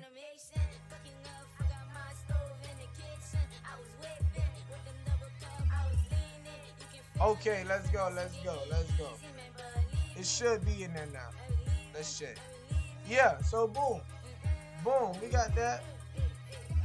We got that. Someone just calling me. Alright, so now as y'all can see, this is what an offer sheet looks like. I just made this offer sheet from Jerry Norton. Whatever it is that drives you, the U.S. Army all I training, did to make this and right surprising here breadth and depth of opportunities was you need. go over Just answer one thing. What's your warrior? Microsoft Word. GoArmy.com. All I did was go over to Microsoft Word, go over here. You can rewatch the last 15 minutes of the stream if you want to make this agent offer sheet. And you will come here and put everything you need to know. You put everything you need to know, all your offer price, offer. Yeah, that's all you need to include in it. That's it. That's it. And you got your proof of funds, and you got. So now we got proof of funds, offer sheet. There's only one thing left to do, y'all. We gotta start calling these people, man. Calling these people. Let's start cold calling. Hold up.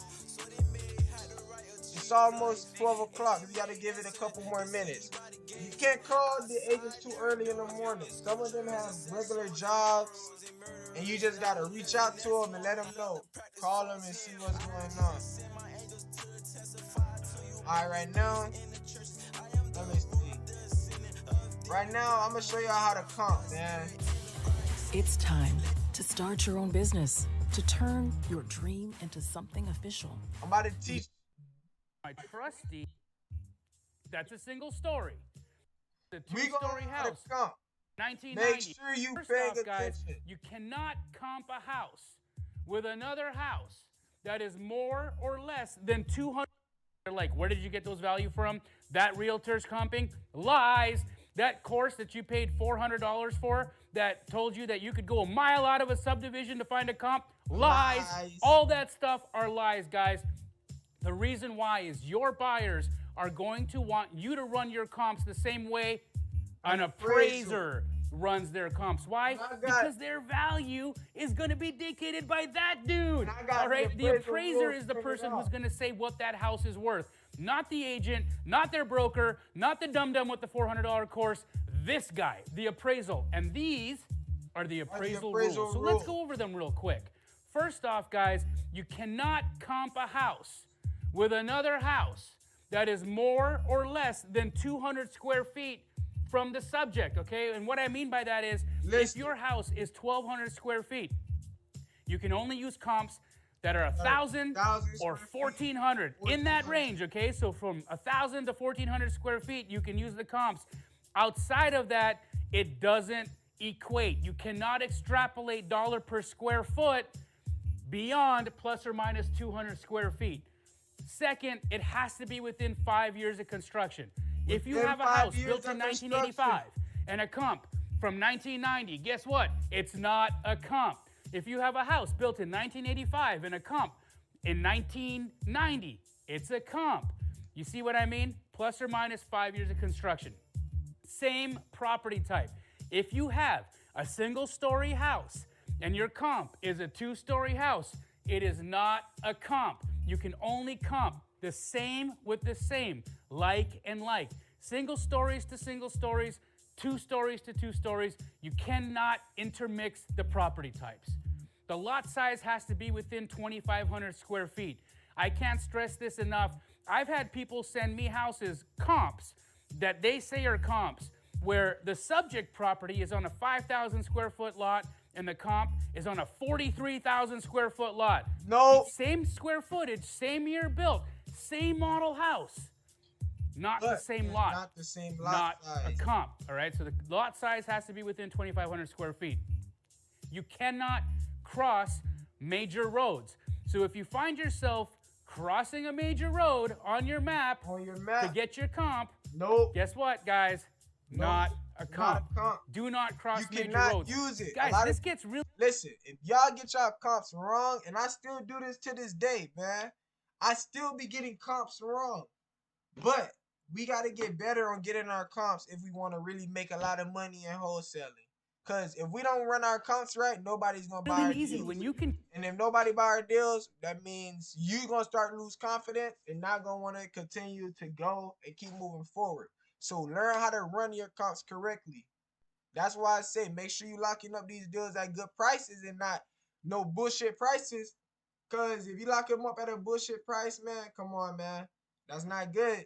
That's not good. Concentrate your comps to you gonna feel good because you got a contract, but you're not gonna be able to sell it. Within a small concentric circle from your subject property, it allows you to exclude a lot of garbage. Do you understand what I'm saying?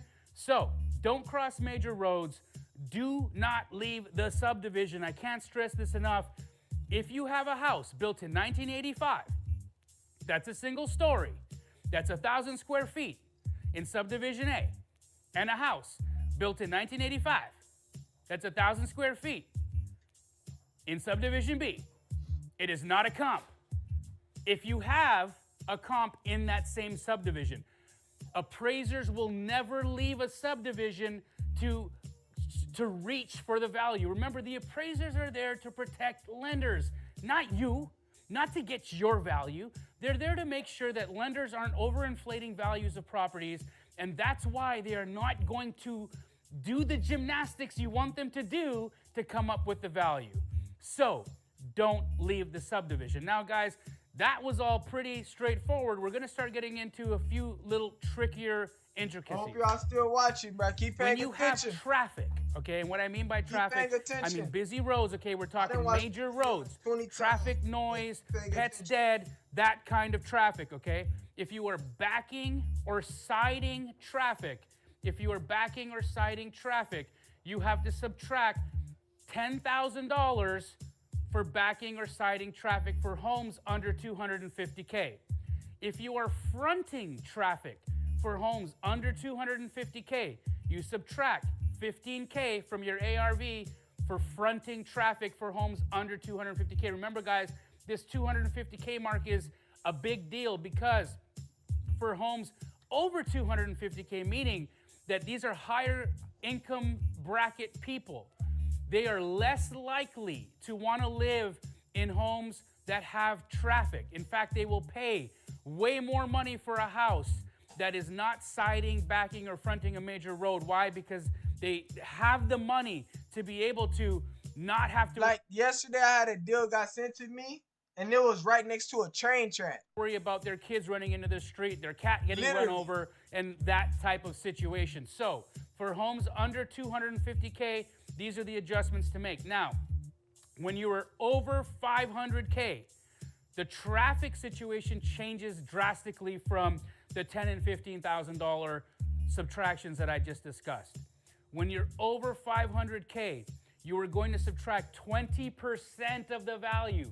So 20%. If you have a house right here on an interior street and the exact same house on a major road, and this house sold for 500K, this house ARV is not 500K fronting a major road.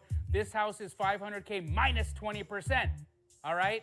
That's a $100,000 hit, which Minus means ARV 20%. on this house is 400. I know hope this y'all can get heard confusing, that. guys, and it's a lot to ingest, but if you can bring into your subconscious mind these rules, it will make your capacity to be able to buy.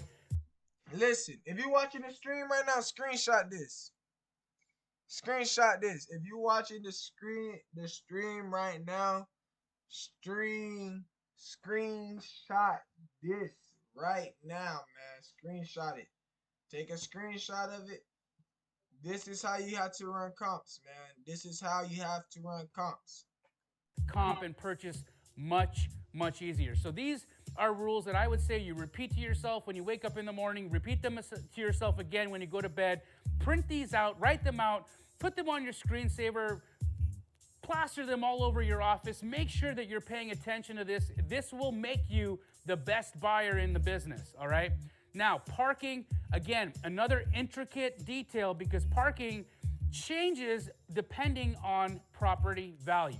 For houses under 250K, you add $10,000 for a garage or you subtract $10,000 for a lack of garage, all right? For a houses under 250K, again, you add $5K for a carport or you subtract $5K for a carport. Hold up, y'all. However, for homes over $500,000, that doesn't apply, all right? For homes over $500,000, you have to add parking. No one that's gonna spend $500,000 on a house is gonna have a house without a garage or a carport. End of story. So you are going to have to incorporate what that'll cost if it's even available to add to a property. So you're gonna wanna make sure that you're adjusting for a lack or addition of parking. Now guys, these rules aren't crazy. They're not a lot, but they're real. And if you can have these rules be a part of the way that you do business, you won't go wrong. And last but not least, the pool. Guys, you add or subtract 10K for a pool. That's it. It's not that crazy, but let's put this into action. What I'm gonna do is I'm gonna show you exactly how I'm comping from my phone, from the free Zillow app. So if you haven't downloaded the Zillow app, pause, download it, come back, let's go. Let's go. So I was sent this property from a friend of mine who I do business with. We'll just call him Jake. That's what his name is in my phone. He sends me this property in Gilbert, Arizona. He wants to know what Keegley would be able to sell this property for. And what he's done is he sent me an address, all right? He's also sent me some pictures. It's dated. Look, the seller and even the wholesaler said that the house was remodeled in 2010. You know what, guys? Let's look at these pictures here real quick. I don't really see a 2010 remodel. I see very dated. They got the San Cecilia granite in there. It looks like, somebody vomited on a mountain and then they cut it out and put it on the counter. It's terrible. But yeah, this is exactly a great type of property because I would say this is a full cosmetic renovation.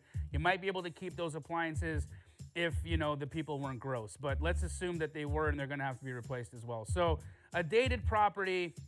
Nice though, nice big lot. It's got a pool. He's there right now with the seller and he wants to know exactly what Keegley thinks he should buy this property for So I'm going to let him know what I think ARV is and what he should buy the property for in order for us to sell it at. All right, so I'm just going to copy this address and I'm going to move over to my trusty free Zillow app, which is located on my front screen because I use it so much. So now I'm just going to copy and paste that address into the address bar here. There it goes. You see it populated. It found it. Awesome. Now, off the hop, guys, these are the things that I'm paying attention to just on this front screen. So I know I've got the correct address. I'm going to look at the Zestimate, not for anything other than a benchmark, all right? This is telling me Zillow thinks this property is worth $517,000. The reason why it thinks that is there must have been some sale for a property very similar in square footage to this that sold around 517, and therefore Zillow is pulling that data from tax records and it's thinking that this house is worth $517K, and that could be ARV, right? So but it might not be. So I'm gonna have that as a benchmark. I know my square footage is 3340. I've got a 4-bed, 3-bather. Let's see. Now, here's a trick no one knows about Zillow. I use my finger and I scroll down. That's it. Now I'm on the map. What I want to make sure is right over here, I've got for sale toggled. I've got recently sold toggled so that those are on, okay? And what that means is it's going to show me all the properties that are for sale are in red, and sold are in orange or in yellow. See, super easy for me to understand. Now, guys, look, I love this property. Why? Because it's very close to a major road, but it's not quite citing it. So I feel like we have to take a few dollars off for it unless I can find something very similar. But I'm going to start looking for numbers close to what the Zestimate was, right? So the Zestimate was 517. I just so happened to see a house that looks to be on the same line in terms of its distance from the major road at 510. So let's see what that property is. All right, so I've got a house. It's a 5-bed, 4-bath. Again, my subject over here is a 4-bed, 3-bath. My subject, and that's actually not, that's my subject here. Wait, 43. There's my subject. 4-bed, 3-bath, 3340. All right, 4-bed, 3-bath.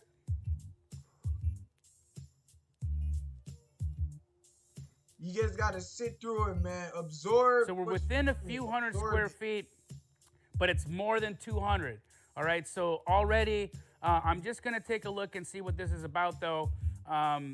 What kind of property type do we have here? We got single family, built in 2004, lot size 10,349. We're going to go back to my subject. 2002 built, that works. Lot size works. Single family, that all works. Let's see if we're dealing with the same property type. And it looks as though both of these are single story houses. I'm gonna go over here again, single story again. Guys, this comp looks really close, other than the fact that it's 100 square feet more than my comfort level with appraisal rules. I think that one is one I want to keep in mind. All right, I'm not going to rely on it, but I want to keep it in mind. So then I'm going to look over here. I see an active. Now actives are important. That's a 2-story automatic disqualification. I'm going to look over here at this 518. So we've got a 5-bed. This looks to be a 2-story. I think that's a disqualifier again. Let's go over here. Most of these look like 2 stories. I need to find a single-story house.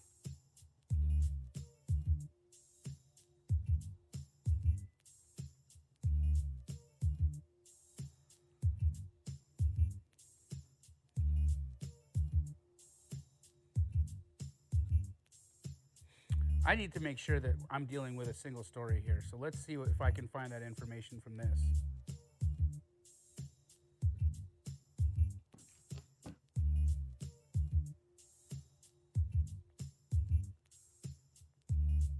Usually,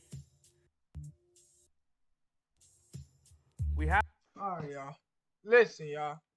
Listen, man. Enjoy this music. Hold on, I'm about to go to Canva right quick. Let me go to Canva right quick.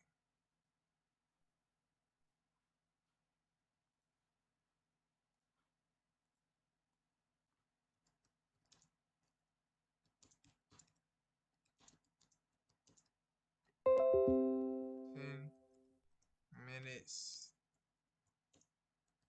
to start cold calling.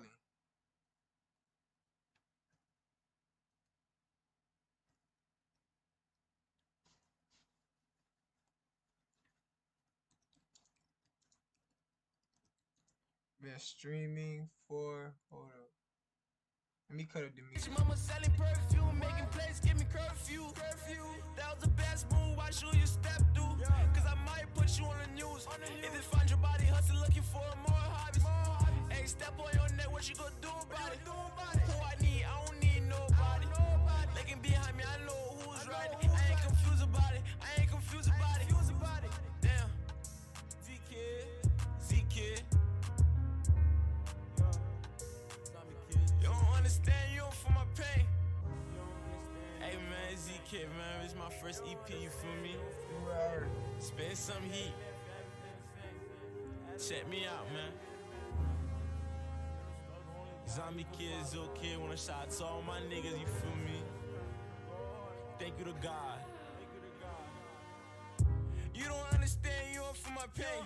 Hey, you don't understand, you don't feel my pain. Hey, when that you left, you haven't been the same. Hey, had to grow up, had to be the man. In the struggle, only guy you can follow. So many times I see my mama cry. Made me go hard, pussy on the block, I want more dollars. Hey, up all night was never a problem. Give me some money, I'll fix your problem. Can't live without them. Hey, so many times the devil tried to take my life. No, I won't die tonight, God right by my side, ain't no telling lies. Yeah, I signed a script.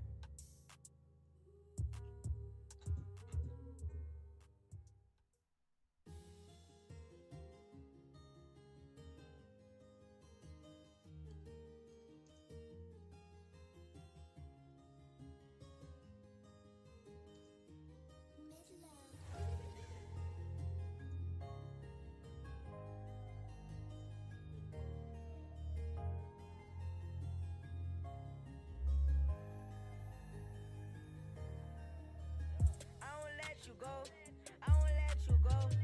I'll never fall. Yeah, I'm torn fold. Free my niggas ain't letting go. Phone ring, so I gotta go.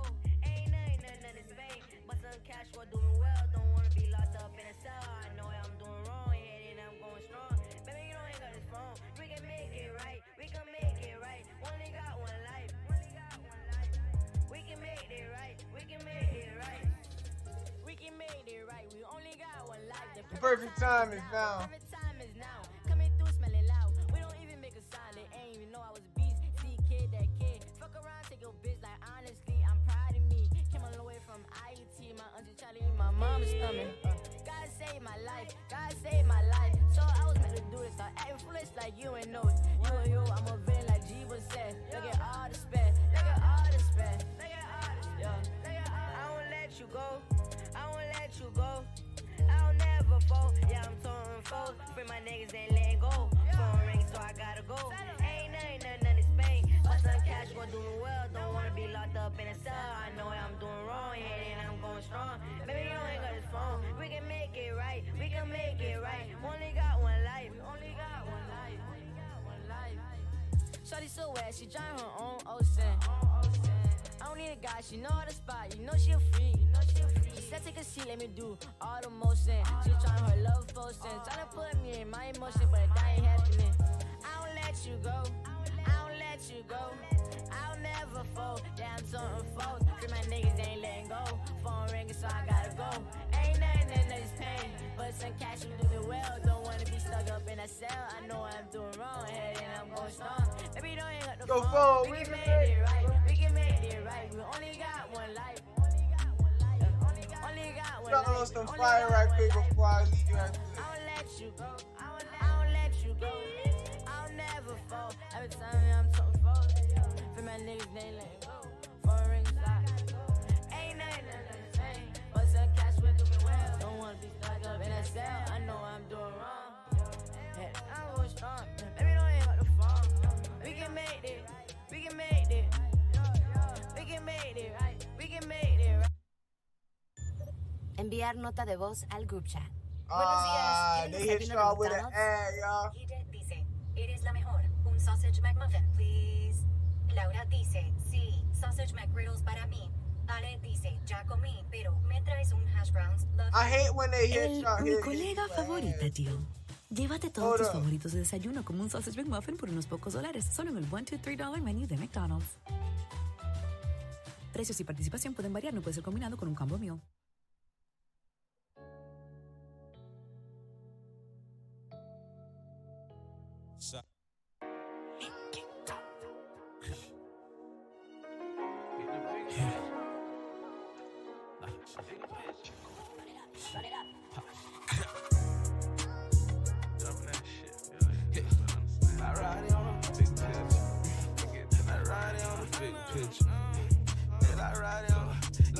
I'm steady plotting as the day go out. Look, I'm on a mission, but I gotta change my route. Chasing paper, trying to make it out. Before these crackers come and take me out. They say they ride, but never over me. Got no time to teach these niggas how it's supposed to be. Get up on my line with all that calling me. Still with the same niggas, I know they keep it G. Now watch this victory. I know I got two hearts, now I can't never lie to you. One of them down to earth, the other might just step on you. So many ways to learn, but I can't never follow through. Now I don't got no time to back the shit I spit be fucking true. I don't even know you, bitch, won't never even talk to you. Caught him with a bitch, I could've really fucking sweat to do. Damn, these niggas spook. They see me in the mall, no barber, made these niggas droop. Get the bigger picture. I ain't wanna leave, but now I gotta miss you. Always kept the G, always stayed official. You gotta understand and get the bigger picture. Get the bigger picture. I ain't wanna leave, but now I gotta miss you. Always kept the G, always stayed official. You gotta understand to get the bigger picture. Steady plotting as the day goes out. I'm on a mission, but I gotta change my route. Chasing paper, trying to make it out. Before these crackers come and take me out. Yeah. What is that? Before these crackers come and take me out. Trying to make it out.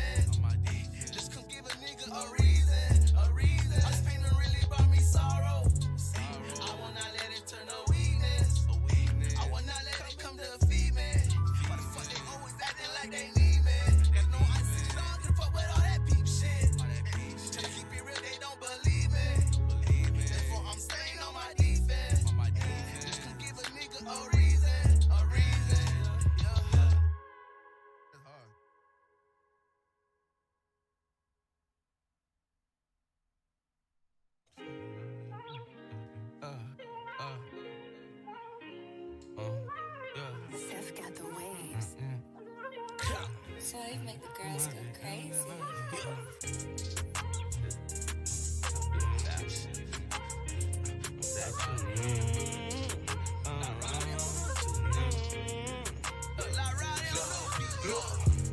Truth be told, you know we the hottest. Truth be told, I can't never stop. Coming right as train, we taking off like rockets. Yeah, I be by my grind, I'm all about my profit.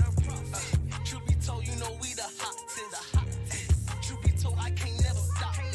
Coming in right as train, taking off like rockets. Yeah, I be by my grind, I'm all about my profit. Don't you try to call me, I don't never answer. The way I pull up with this blick, you turn them to a dancer. I just really want the paper niggas out your test. I think I really got a man. Bitch right there like test. Yeah. Why these old folks trying to get close to me? Remember back then they ain't even fucking notice. I lost that love, I lost that joy, that fuck that low T. See niggas cross me up, not talking about no rosary. Yeah. Bitch, I don't got no time for difference. Like if I call your ass right now, like what you even miss? Why they get the feeling all alone? Asking God for answers. Why they get the feeling all alone? Asking God for answers. Must be told I will not fold. All them late nights that I needed drugs. Guess that real shit never really true. Never true. Everybody out here wanna pick and choose. You must be told I will not fold. All them late nights that I needed drugs. Guess that real shit never really true. Never true. I see everybody out here wanna pick and choose. Truth be told, you know we the hottest. Truth be told, I can't never stop. Coming right as train, we taking off like rockets. Yeah, I be by my grind, I'm all about my profit. Truth be told, you know we the hottest. Truth be told, I can't never stop. Coming in right as train, taking off like rockets. Yeah, I be by my grind, I'm all about my profit. So I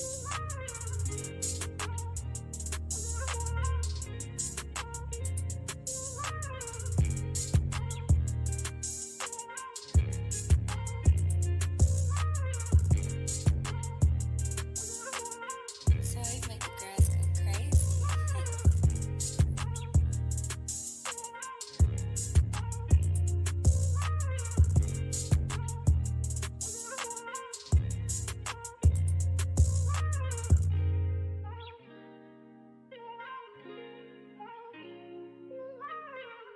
go crazy.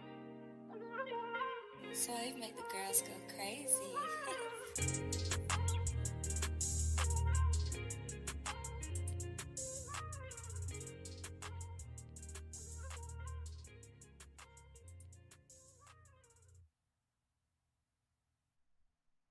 En AT&T todos se merecen nuestras mejores ofertas. Hasta en el iPhone 13 Pro con su magnífica cámara. Se las merecen los que descubrieron que el horno no es solo para guardar sartenes y los que se cantaron las mañanitas solos. No es complicado. Descubre cómo clientes nuevos y existentes obtienen nuestras mejores ofertas en todos los iPhones, hasta con $800 de descuento en los magníficos iPhone 13 y iPhone 13 Pro con intercambio elegible. Ofertas varían según el dispositivo, sujeto a restricciones. Visita att.com/ES-US para ver detalles.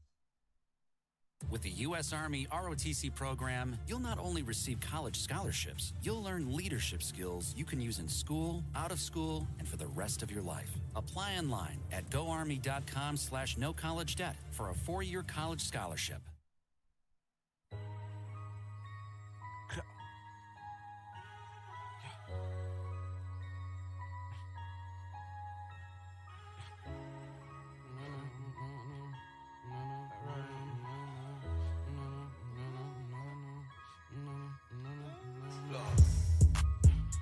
All that we want is change. All that we want is change. All that we want is change. All that we want is change. All that we want is change. All that we want is change. All that we want is change. Look, I'ma play you how you play me.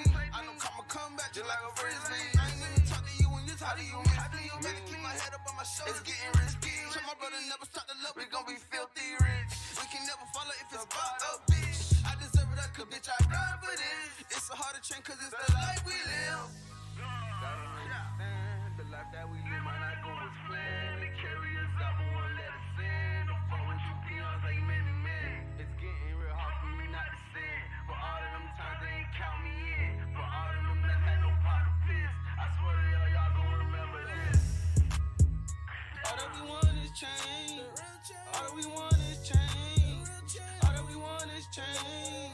All that we want is change.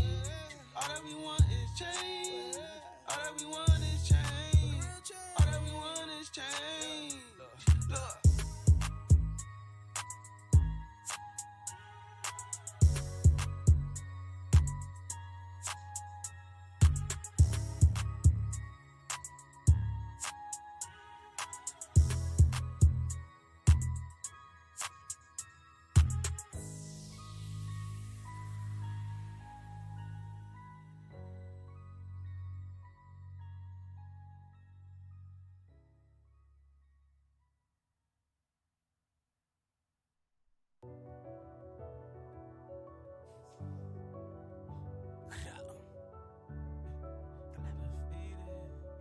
Let that shit ride, 88.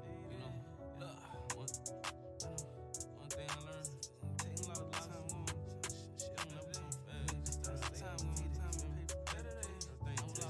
Look, I get these niggas mad every time I drop. I fucking breathe. Better listen to every word, that's why I fucking mean.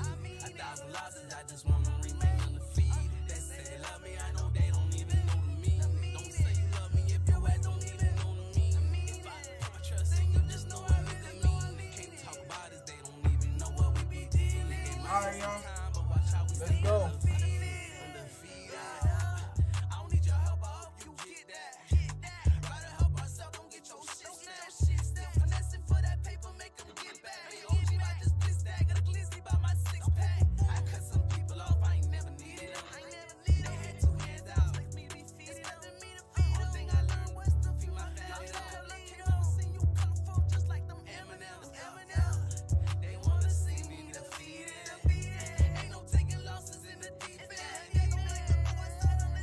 Alright, y'all. So first thing first. When you hop into a deal, when you looking for a deal, you want to have your notepad ready, cause you're gonna need to collect a couple details automatic. Alright, so come over here, and you want to come on Zillow. Let's come on Zillow, right?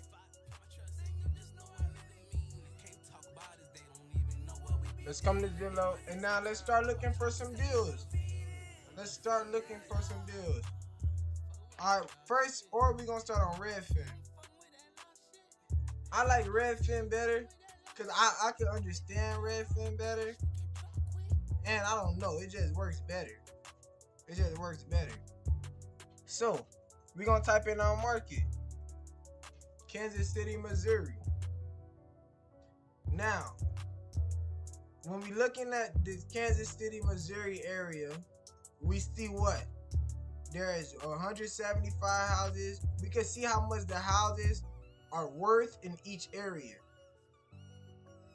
See, this area go from houses 13,000 all the way to 360,000.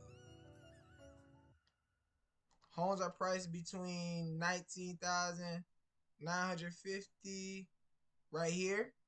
Come over here. This is kind of out of Kansas City.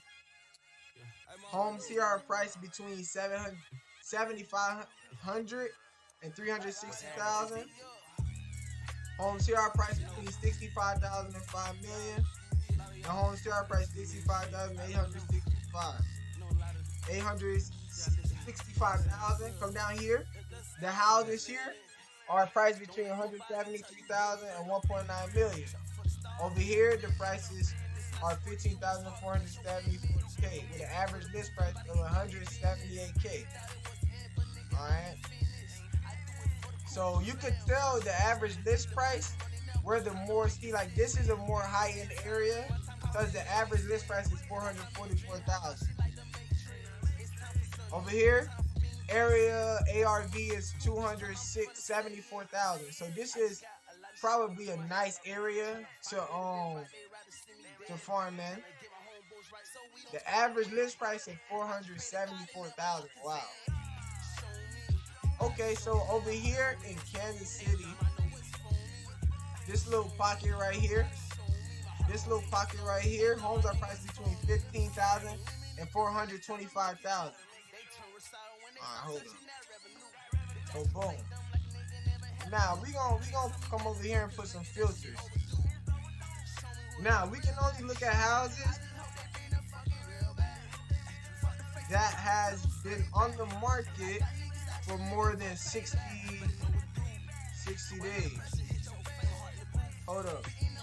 Let me find out where it's at.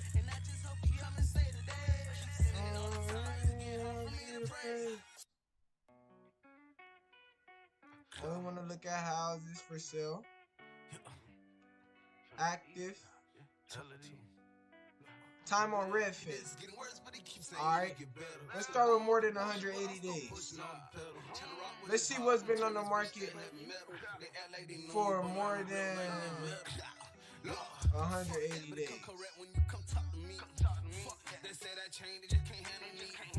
This is not a property you want to go for. Alright, y'all see this? Y'all see this? This is not a property you want to go for. You feel me? Hold on, let me cut that down a little bit more. Alright, so look. This right here is not a property you want to go for. Let's check out this property.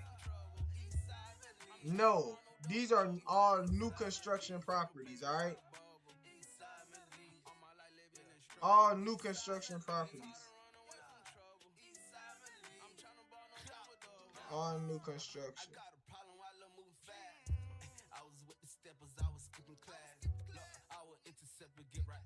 And you gotta go through them all. Just go through them. Make sure your phone is charged. This is what they don't show y'all on This is what they don't show y'all on. This is what they don't show y'all on what's the name? On YouTube. The YouTubers don't show y'all.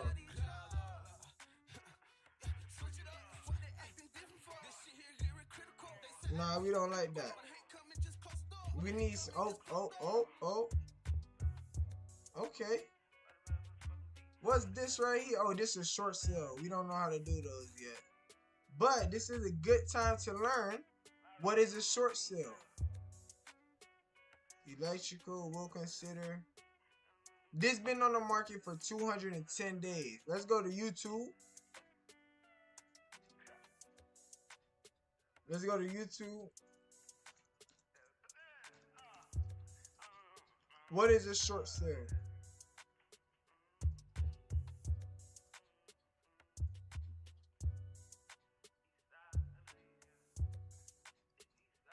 Number one thing about real estate is you could be eating lunch and it's still going to take care of you.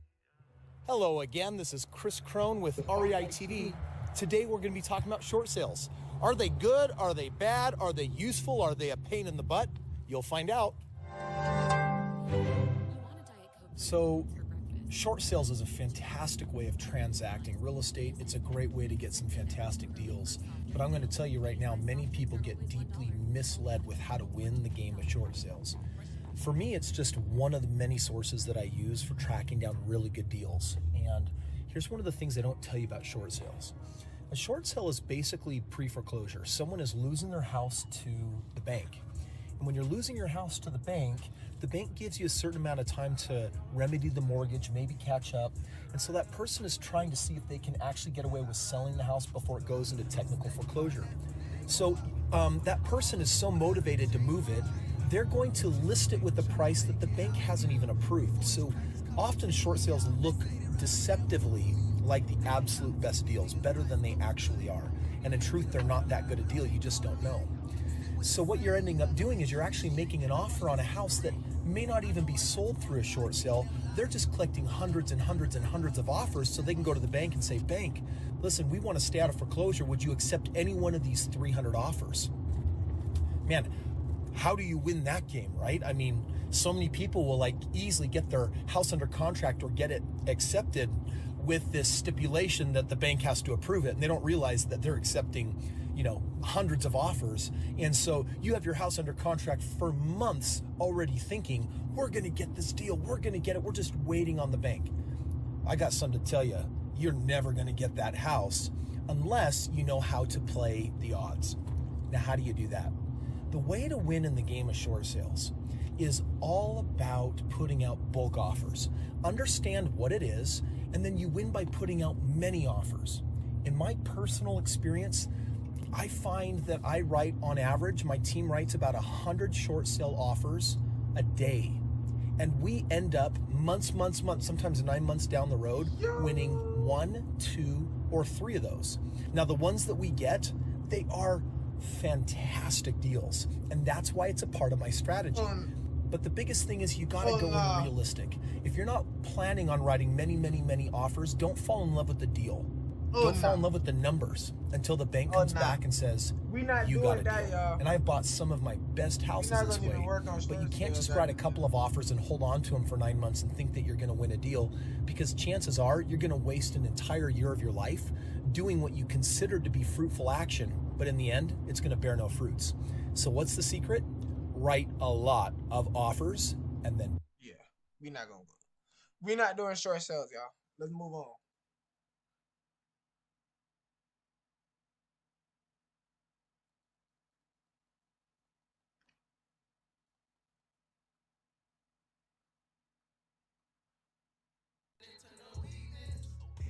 Let's keep looking.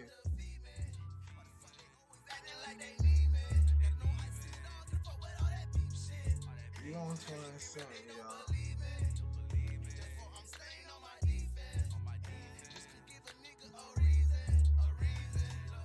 You gonna find something.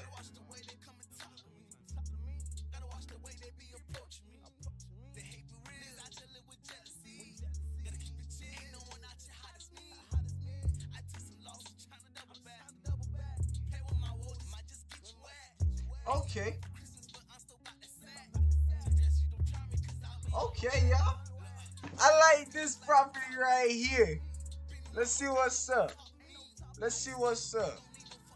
So it's a 2-story home in West Plaza, as is fixer. Hold on, let me cut the music down. Hold on. So this is a 2-story home in West Plaza, as is fixer upper. Okay, that's a good sign. Fixer upper. Home in need of interior and updating, but has the potential to be a wonderful space. Open floor plan, nice front porch, walking distance to Antique District and Q-Med restaurants and shops everywhere. Great highway access, won't last long. Okay, y'all. What is the first thing you see about this property, right? They say it won't last long, right? It's been on the market for 217 days. 217 days, all right? Wow. That's like, yo, that's a lot of days, bro.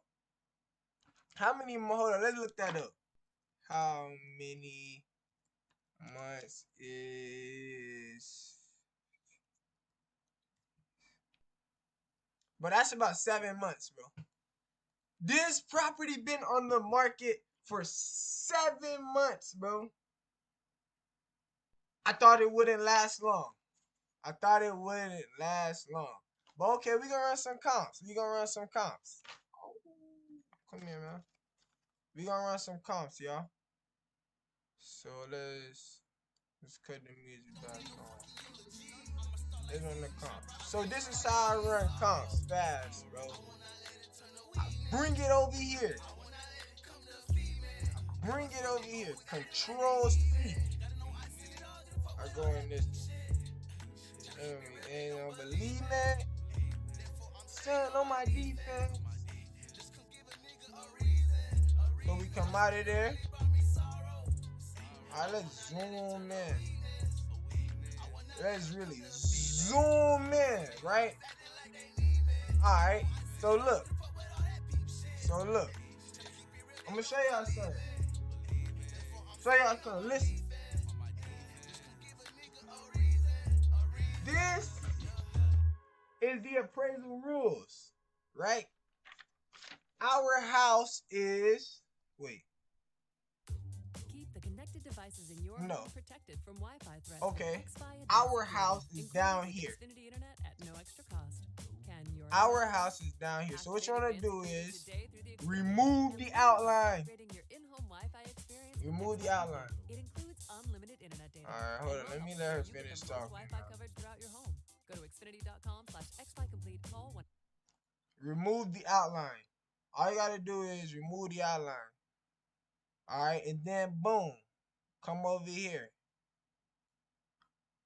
All right, this is a main road.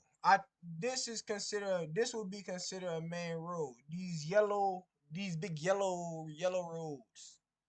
So you want to stay close, man. You want to stay close. Let's draw.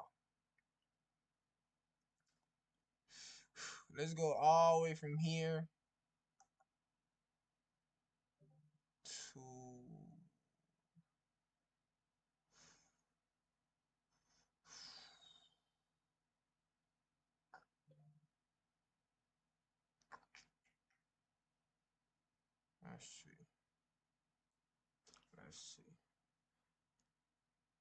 let's see what's in this area. Okay. Let's see what's going on over here. So, this property right here, this is our property. It's 190K. We looking for comps in this box, so we gotta come over here, filters. Looking for houses that's sold. Oh, y'all boys. Let's see though. Alright, so we see houses that's sold. Come back over here. We are 3-bedroom, 2 baths. We gotta be 3-bedroom, 2 baths. Okay. Alright, so boom, we lost some comps. Alright, now the appraisal rules. Let's go over the appraisal rules right quick. So y'all know the appraisal rules. Appraisal rules, the same subdivision. Alright, plus or minus 200 square feet. Alright, and you want the same property type. You want a ranch. If it's a ranch, it needs to be a ranch. If it's a 2-story, it needs to be a 2-story. If it's a historic house, it needs to be a historic house. Alright, now the square footage. Let me show you how square footage works. If it's 1,200 square foot, see our subject property right now is 1,200 square feet. We can only use comps 2, 0. We can only use comps.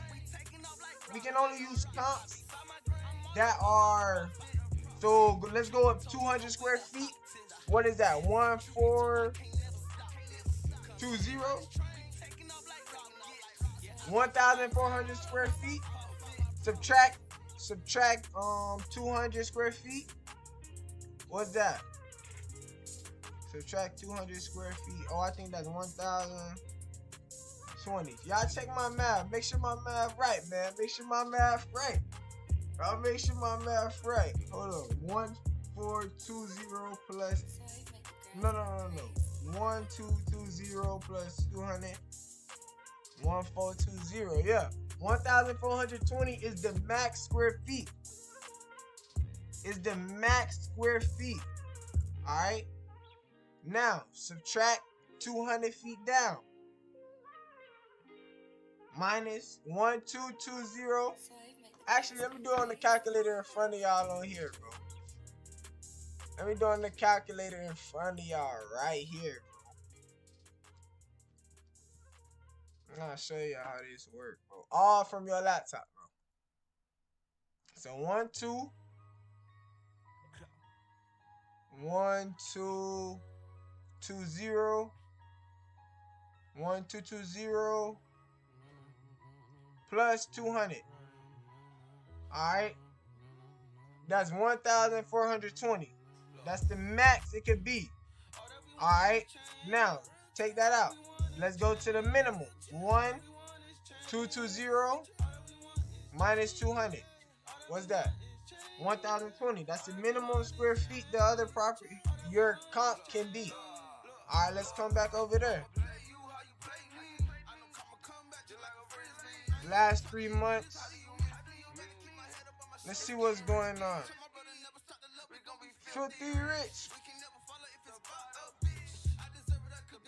And this is the appraisal rules, right? I got this from Jamil Damji. This is the appraisal rules. Plus or minus 200 square feet. Same property type. If it's a ranch, it needs to be a ranch. If it's a 2-story, it needs to be a 2-story. If it's a historic property, it needs to be a historic property. Alright? Do not cross any major roads. I mean, I don't know if this will be considered a major road. Like these yellow roads are like major roads. But I don't know. I don't know, bro. I'm gonna be honest with y'all, I don't know. But we gonna stay in that little box though. We look close. We look close. And then boom. Same subdivision. Adjustments. Traffic and commercial. Basement and guest. Alright, adjustments. Only compare home within 200 square feet of the lot size. So we also got to make sure that the lot size matches. If your lot size is 10,000, you can't compare a house that has a lot size of 15,000. Why? It's too big. Even if they had the same bedrooms, 3-bed, 2-bath, the same square feet, like you cannot compare. It's not a comp, bro. It's not a comp. You gotta let it go. You gotta let it go. All right, let's move on. All right, remember where we at? Where's our property at? Square feet. Come down here. 1,000. So you wanna?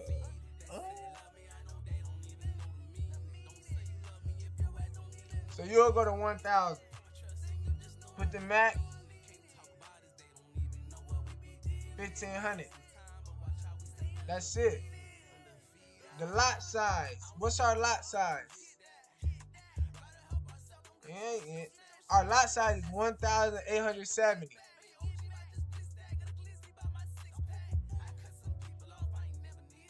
Oh, you see? Hold up, y'all. We lost a lot of comps. Let's see what we got. Me defeated in the deep end. Y'all see, it's this easy, man. This is how you. This is how. And make sure when y'all on your laptop, make sure y'all exiting stuff out. Don't be leaving all this stuff open. Alright. We'll go get proof of it later. Alright, boom. So this is what our house looks like. 2-story. Let's see it there. Oh, this is 2-story, but okay. This stole September for $295.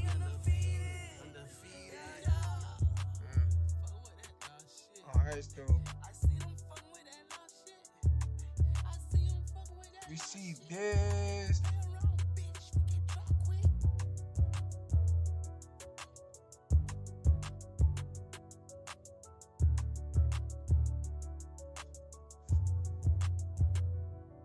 Hold on.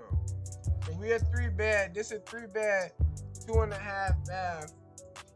This is 3-bed, 2.5 bath. This is a 3-bed, 2-bath. Sold for $295. But it's brick though. Brick. Let's check and see. If we what are we? See, we like vinyl. Hold up. Let me show y'all a trick. Let me show y'all how to time travel. Google.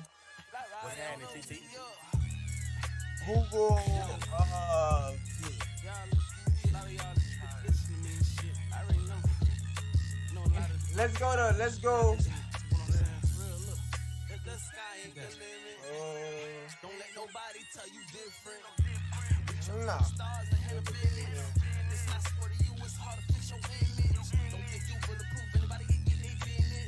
Come over here. Control C that. And then get out of this. And then put all that in there. Boom. then it's gonna bring you over here. Click this. Where are we at? Come back out. We trying to see street side view. Okay, so this is our property. This is our property right here. That's just kind of stuff. All right, now let's tour the neighborhood.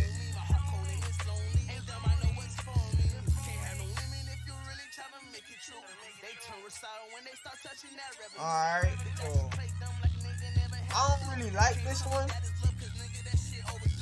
I don't really like this one. There's another one.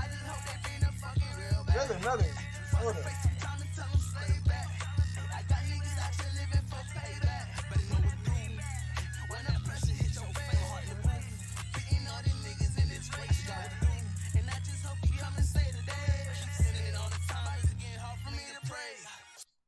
Okay. This is okay. Stone Cold Steve So y'all see Google is way better. Thank you, God. You see, God. I convinced NFL teams so to this turn is to our cold house water washing right with here. Tide. The NFL, your uniforms get dirty. This Tide house can handle it, right even here. in cold. Plus, if fans join in, It's they can save been up to on the market $150 for on their energy bill. 217 Looks like it just made the team, rookie. All right, let's Turn travel to up the cold street. with Let's see Tide. what's going And on. that's the bottom line. We could tell It's got from to be Tide. just from this Energy picture savings right based on here, average man. switching from hot to cold and non-HE Just from this picture right here, we could tell it's gonna need the roof, maybe. I don't know. It looks vacant. I wonder where do you park? I wonder does it have parking? And the way you check parking is you come down here. 3 bedrooms, 2 baths. 3 beds, 2 baths. Buyer's compensation. I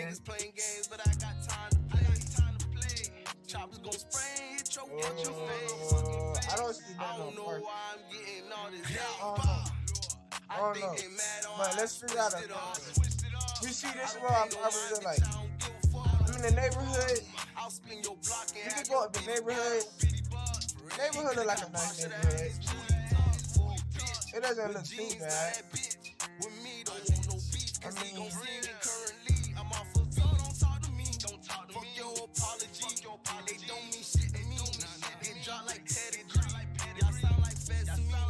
oh yeah. This is a nice little neighborhood. Let's call this agent. Let's try and get a hold of this agent. Let's get the ARV though. Let's get our ARV.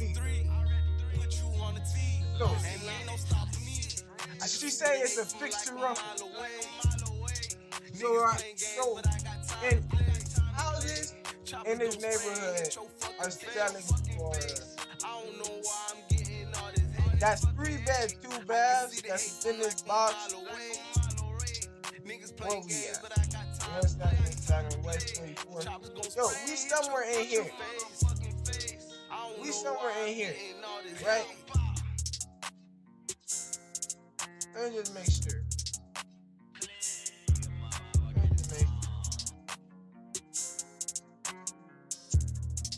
West 44. West 44. Yeah, West 44. Right up the street. Right up the street. Right up the street. What's happening, We like right here. If you see, you come right here, West 44, then you come up, we got Cynical, and then Cambridge, and then Ender, and then Franco, and then West 45th, and then this Cynical, Cambridge, I think that Easton, I think that's Easton, I'm not sure. Easton. And Francis, I don't know, I can't see that. But yeah.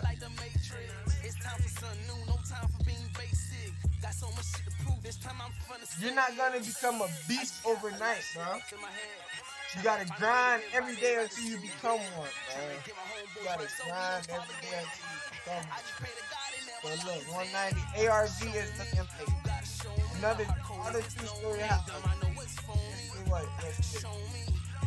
Is this a 2-story?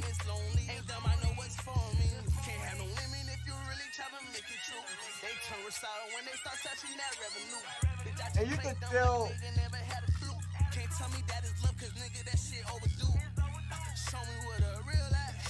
I'm gonna show you how to find the number of stories on it.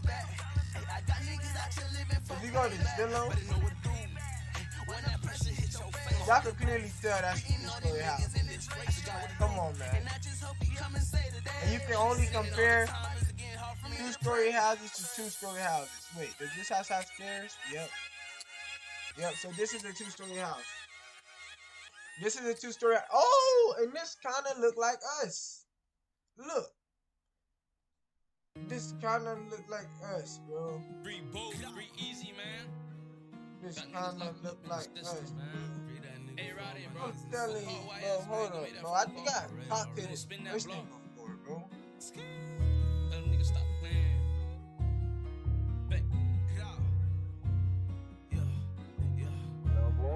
Well, I haven't come to her in a while. She gonna be surprised. Oh, yeah.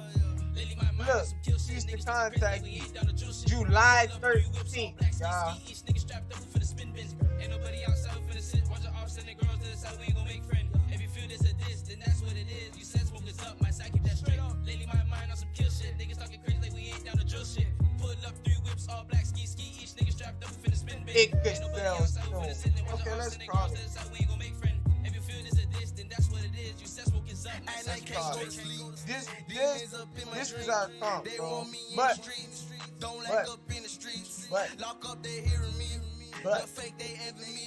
you watch what I see, bro.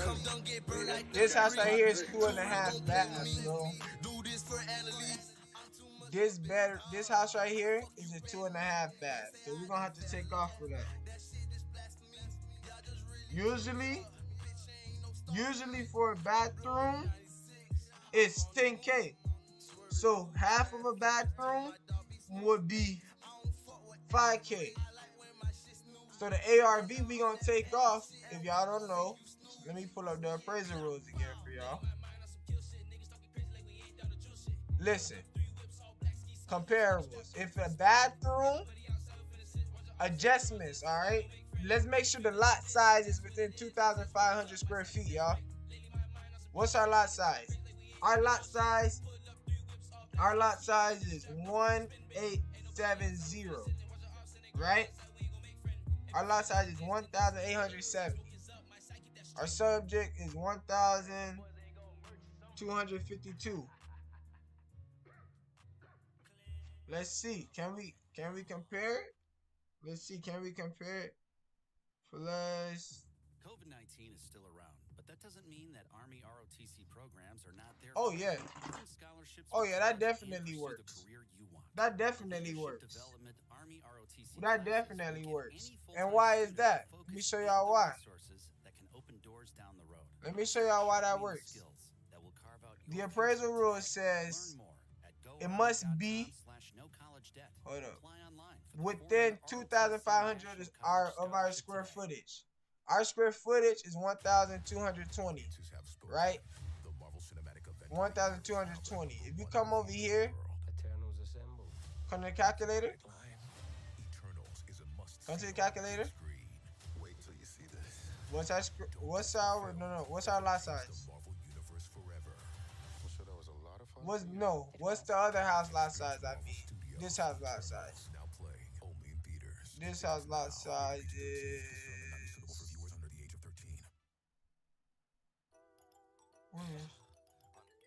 3,485. 3,845. So let's add 2,500 to our number, and let's see if this is a comp. Let's see if this is a comp. 1870. Oh yeah. Perfect. Perfect, y'all. Oh, I forgot. I gotta do it on here so y'all can see. I gotta do it on here so y'all can see. So 1870. 1870 plus 2500. And why is that? Because I did this within 2,500 square feet. Added that. Alright, so we can go all the way up to 4,370.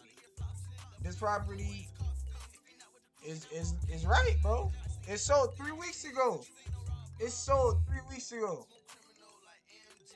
It sold 3 weeks ago, y'all. Hold up. 3845. It sold 3 weeks ago. So this is our comp. Our comp is 4425 Cambridge Street, Kansas City,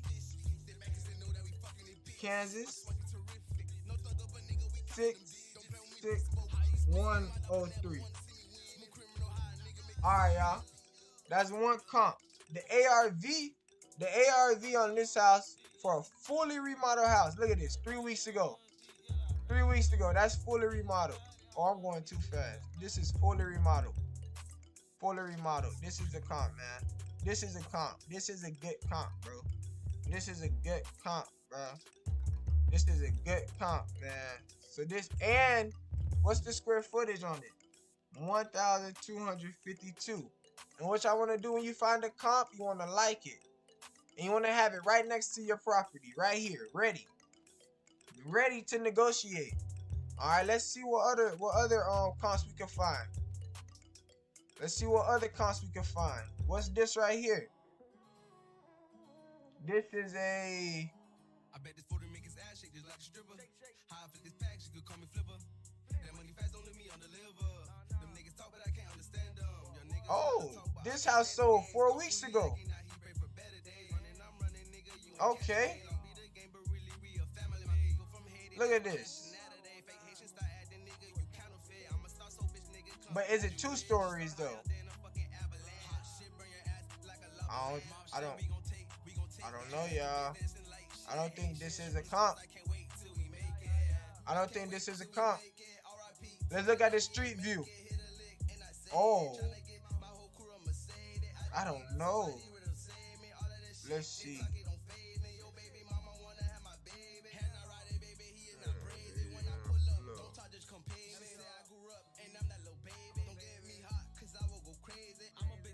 Let's see if we can see it on Google.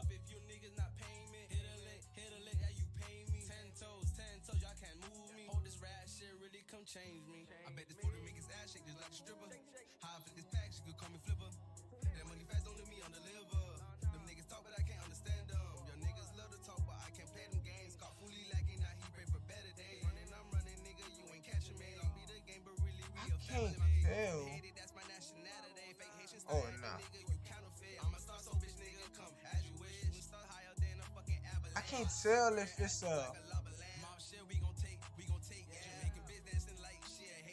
I don't know, y'all. Let's check Zillow. Cause I don't know if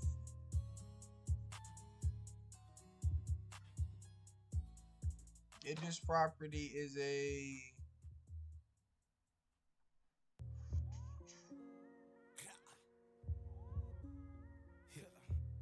home details. That doesn't tell me nothing.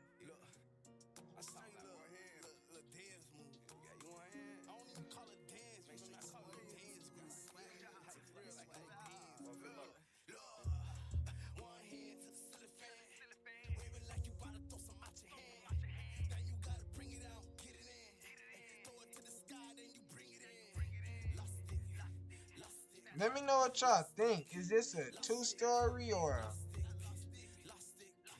I don't know if this is a 2-story house.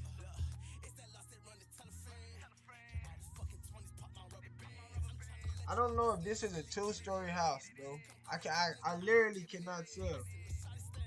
I'm looking.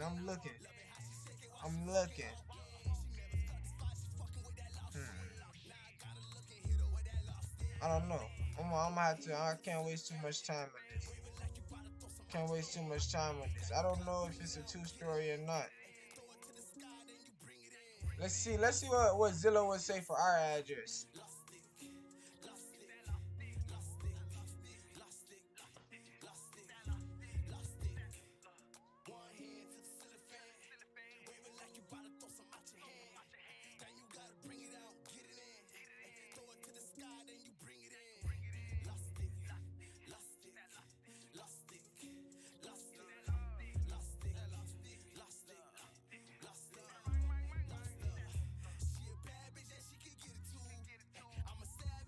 Oh, year built 1917. Oh yeah. Oh, the subdivision is Genesis. What subdivision? What subdivision is this house in?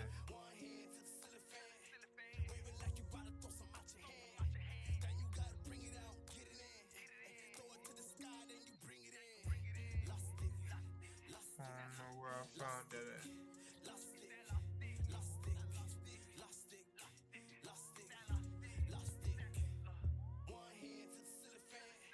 So that's Genesis subdivision.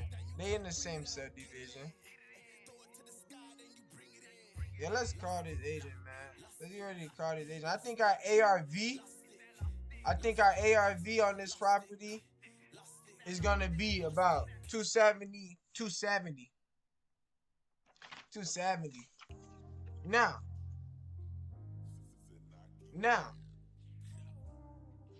our property gonna need a full rehab. You see, you got this right here. It's sold September.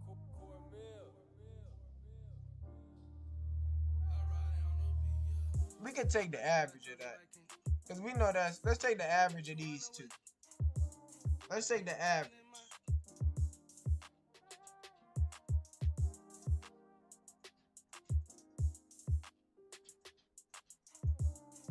Take the average. 295. Oh, on there. 295. 295. 0.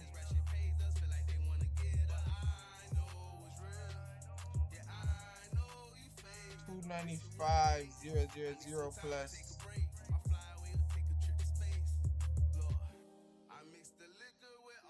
295,000 plus, where is it at? Where is it comp at? How much did it sell for? This is what did it sell for? We're gonna go at 295.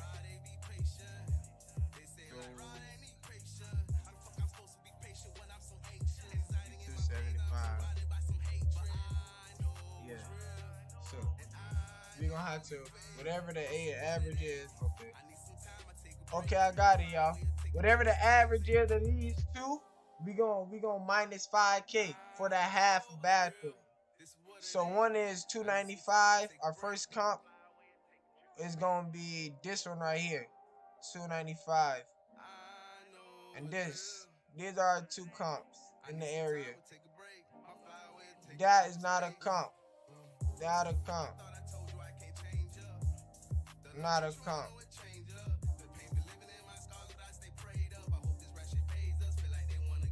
Alright, so now. Oh, let me get this organized. Now we got the ARV. 295 plus 275.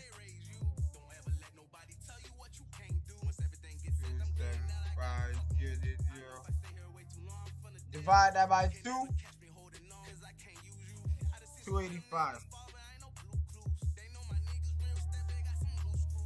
So now you want to minus 5K, because the ARV, they have an extra.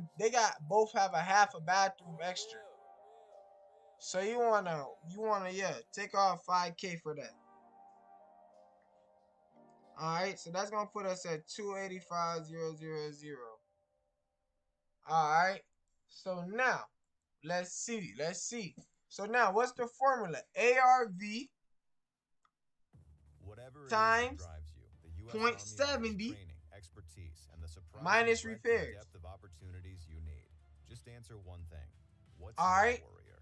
Find so this is what we do. Take the ARV. ARV is 285,000. Thank you, Rowdy. 285,000 times 0.70. No, 280,000. Correct my math. 280,000 280,000 times 0.70 equals 196,000. 196,000. So now we need to do repairs. Let me find.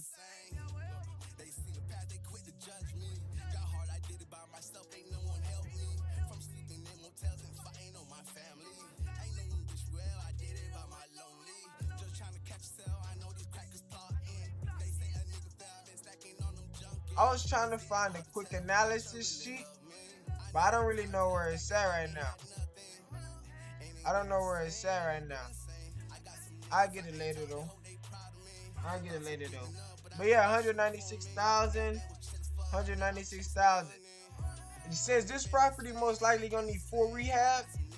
It's gonna need a $50,000 rehab. Easily, $50,000 rehab. Easily.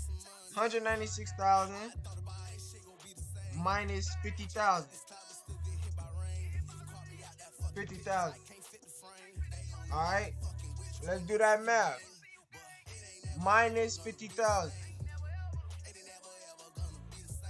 All right, that's 146,000. Now, we want to make a little son too. You feel me? So let's see if we can get it at. A flipper will pay 146,000. Right? And then out of that will come 6%. Hold on, 196,000 minus 50,000. That's what a flipper will pay. That way they can make a profit. And they have 6% for closing, and they sell it at 280,000. ARV is 280,000. So if they sell it at 280,000, right? Minus 146,000. All right, 134,000. Then you got to factor in closing costs. Closing costs will be 6%. Closing costs gonna be, I think closing costs is about 6%. And then carrying costs, because there's two different closing costs and carrying costs. That's about 9%, 6%, I think. Right? And then that's 15%. And the rest of it is the profit. So a flipper on this deal, so take 280,000. 280,000. Wait. Yeah, 280,000 times 280,000. Because we got to take off 6%, 9%. That's 25,000. 25,200. And then you got 6%, right? So you got to do 280,000 times 0.06. 16800, 16,800. And the profit on this deal is, for a flipper, 280,000 times 0.15, about $42,000 profit. $1,000 profit. All right. Now, what you want to always do is, listen, man. Keep a minimum wholesale fee of $2,500, bro. Listen to me, man, and ask them for the highest and best offer. So, right now, flipper needs to be at 146,000 on this property, right? 146,000. Remember how I got that? ARV 280,000 times 0.70. 196,000 minus 50,000 for repairs.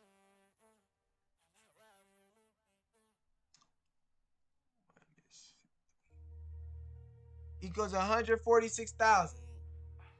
All right. After that, what's next? 9%. 9%. 9% is for the closing costs. No, carrying costs. 9% is for carrying costs. That's 25,500. 6% is for the closing costs with the agent and the buyer agent and the person who's gonna help you sell it. 15% is the profit. You feel me? So when they get it at this price, they put 50,000 in it. They can sell it for 280,000, cover closing costs, carrying costs, and still make a profit. Now we only want to make a profit of 2,500 each deal, man. Don't start going for 10,000 and 15,000 because you see people doing that. That's not smart. All right, 146,000. 146,000. That's what they need to. Now, what we gonna do is we gonna subtract. We gonna go down. We gonna subtract. Let's get it at 140. 140 looks nice. All right, 140,000 is a good price to lock it up at. 140,000. After that, we sell it to a fix and flipper for 280. No. You sell it to a fix and flipper for 146,000. All right, boom. That's it, y'all. Now let's call this agent. Let's call this agent. I hope y'all understood that. I hope y'all understood that. That was a long process, but I hope y'all understood that. Now, y'all, we got this 1, 2. This is our house. This is that one. What are they asking? 189,000? Yeah, that's not gonna work. We need to be at 140,000. We need to be at 140,000 on this. We need to be at 140,000. Let's try and call Michaela Miller.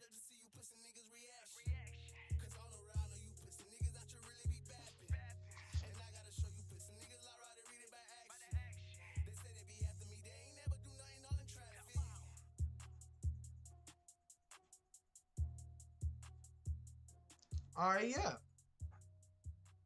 There we go. We got her number right here. Let's call her. Let's call her up. Pause the music. Let's go. Let me check out my headphones. Let's call Michaela. And make sure you got your script up. Let me go get gotta have my script up.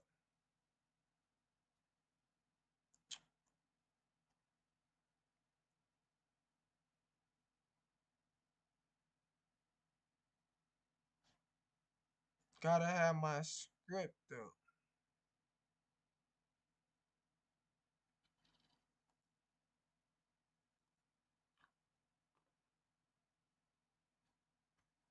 Yeah, boom. Let's call her. So when I first get on the phone with her, I'm gonna say hello. Hey, my name is Ron Reed, and I work with I don't want to say elite, but I'll say it just for you. Feel me? I work with the elite group of investors who are buying homes worldwide. I was scrolling on Redfin, and I came across your property listed on and then I'm gonna go from there.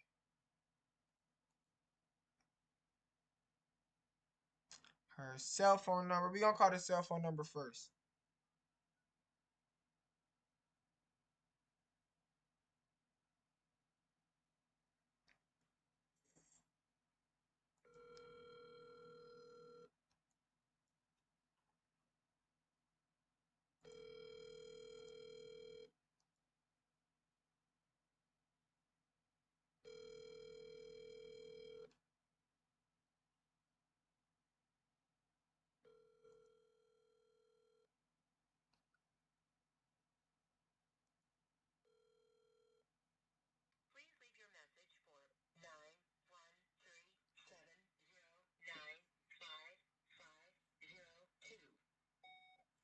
Michaela, please give me a call back when you have the chance. Thank you.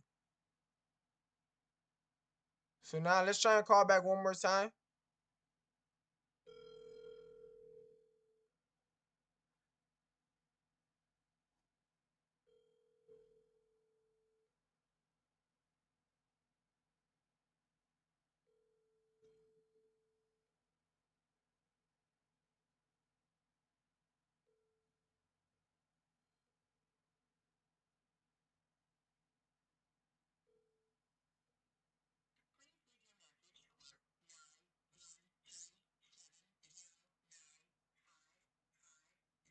All right, now what we're gonna.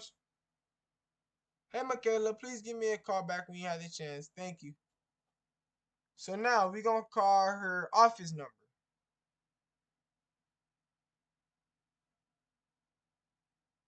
And I'm gonna show y'all why I don't call the office number first. Contacting Platinum Realty. Your call is very You get automatically took to a robot. following options. For business hours and to hear our central office address, please press 1.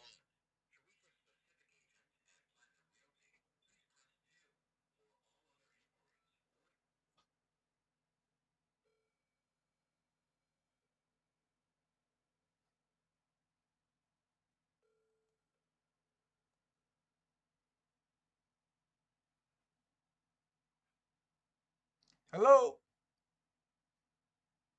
Hello? Hello, can you hear me?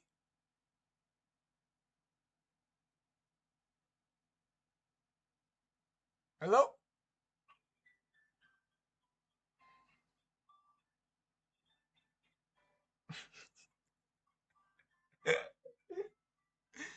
Oh my goodness. You see? I don't like wasting my time doing this, bro. In the meantime, we gonna log this into Podio.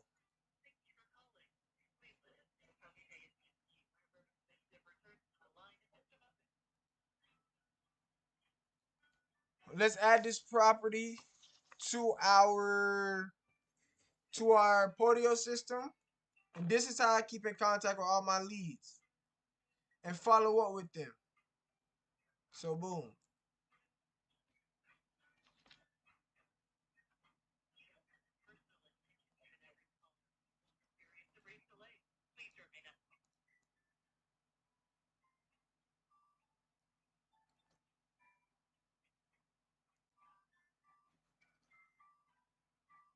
Copy and paste that, put it in there. We got her email and phone number already.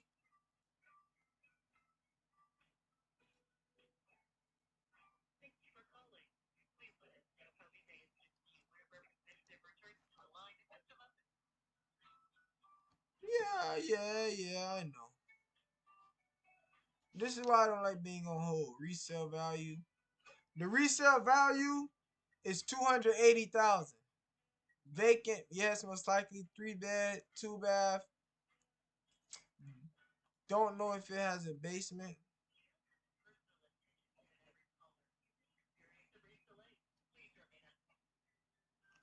No basement. No basement. So no basement. Foundation. It's probably messed up.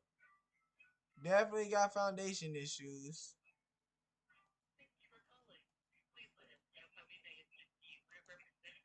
A garage. Does it have a garage? No garage. We don't know this. We don't know this. ARV on this property is $280,000. The repairs is $50,000. Actually, it's 65,000.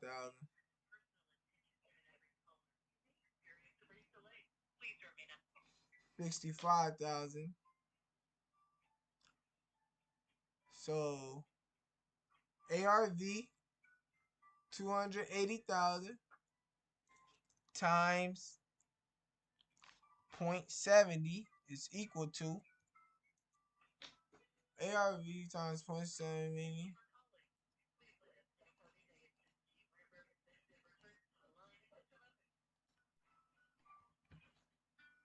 I need to find Michaela Matheson.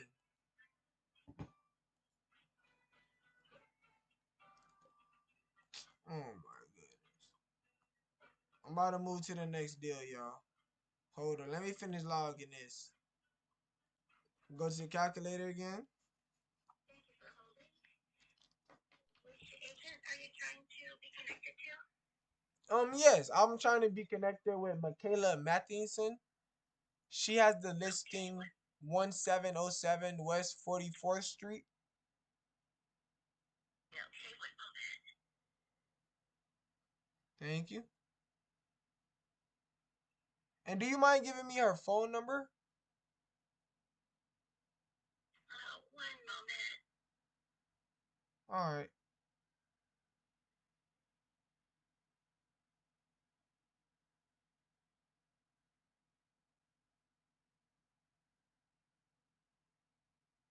So right now we just gotta wait.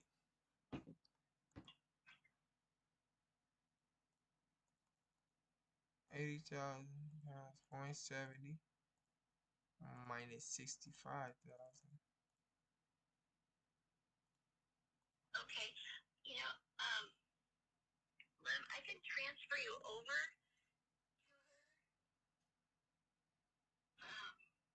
Oh, Hold on one moment, please. I'll transfer you. oh, you can't give me her cell phone number? So I can. I don't think I'm supposed to. Oh. But I'll transfer you over right now. Okay, okay, thanks. Do you think you can ask someone if you're allowed to? Yeah, one moment, please. Thank you.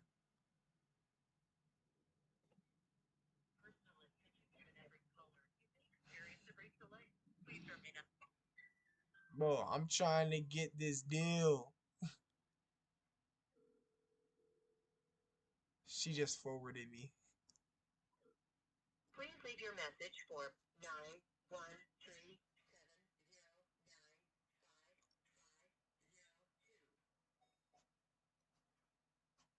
Hey, my name is Ron Reed. Please give me a call back when you have the chance. Thank you. I'm very interested in your property, 1707 West 44th Street, Kansas City, Missouri, 64111. And I see it's been listed for 217 days, about I think that's 7 months. And yeah, I wanted to see if we can work out a deal and work out some numbers. All right, you can give me a call back ASAP. That would be great. Thank you. Let's go. I need to get the phone number that they just said. Hello again, this is Chris Crone with REI TV. Today we're going to be talking about short sales. Are the We just gotta wait.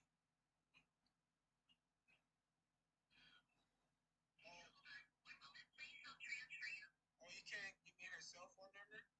I don't think I'm supposed to. But I'll transfer you over right now. Okay, okay, thanks. Do you think you can ask someone if you're allowed to? I'm trying.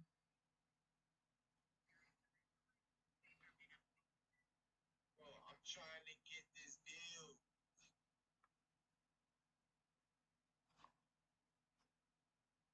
I need the cell phone number that they said.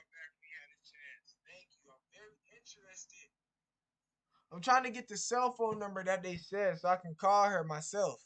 Hey, my name is Ron Reed. Please give me a call back when you have the chance. Thank you. I'm very interested in your property, 1707 West 44th Street, Kansas City, Missouri, 64111. And I see it's been listed for 217 days, about I think that's 7 months. And yeah, I wanted to see if we can work out a deal and work out some numbers.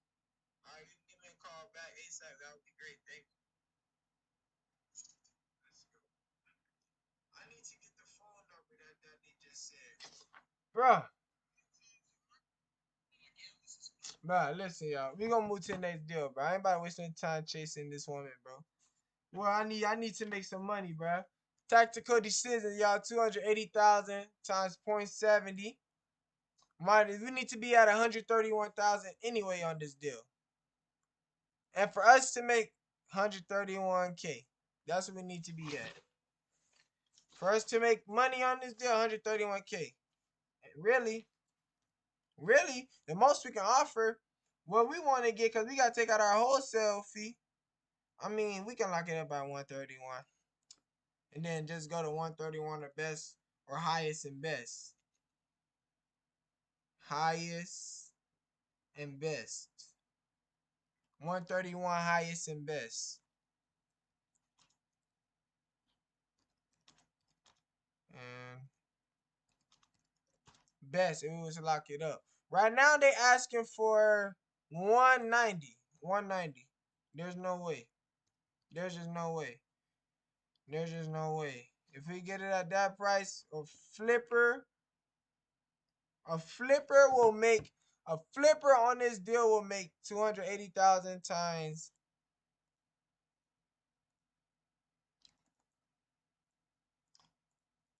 0.15% is 42,000. Flipper on this deal will make 42,000. A flipper will make 42,000 on that. Easy. And now, whatever they can offer you over 131K is their profit that they're going to pay you. You feel me? That's what they're going to pay you. That's why I do 131K highest and best. But we got to stick to the formula. The seller ideal price is 190K. It is what it is. You can't have emotions in this game. You can't have emotions in this game. Do you have any? Yeah, we don't know none of that. The lead is cold. All right, and we don't know. Next follow up with her on. We'll follow up with these people tomorrow.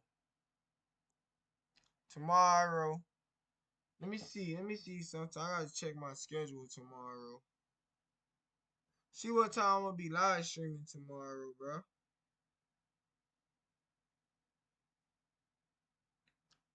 Oh yeah, the same time. I'll probably follow up with these people at 2 p.m. tomorrow. Boom. Date 2 p.m. tomorrow. You know what I'm saying? 2 p.m. Say the lead. Let's move on to the next one, bro. We got the address. We got the phone number log. We got it. All right, for sale. All right, let's click out all of this. Clear out our background. And let's go to the next one. Let's try and find another property.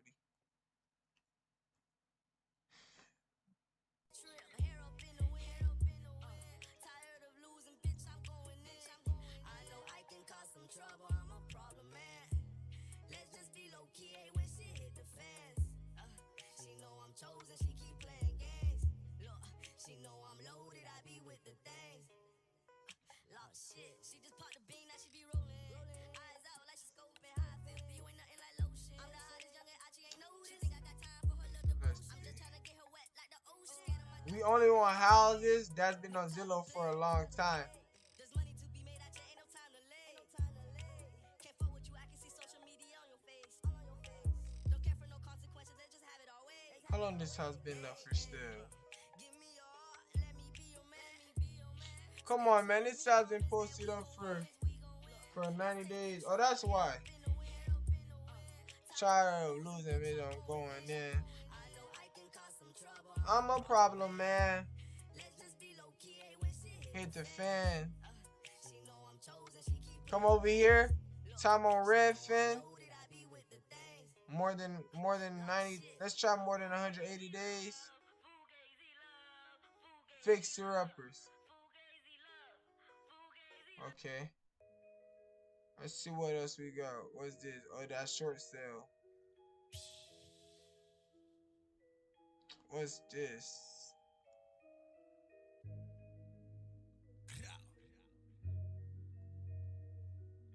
Yeah, we gotta lose some of those filters. Let's try and go.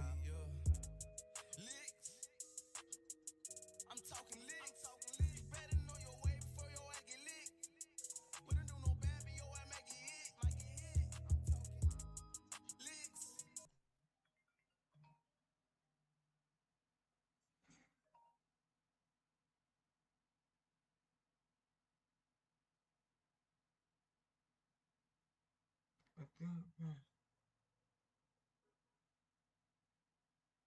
I don't know who is that. So this is 7-bedroom. I don't know what this is.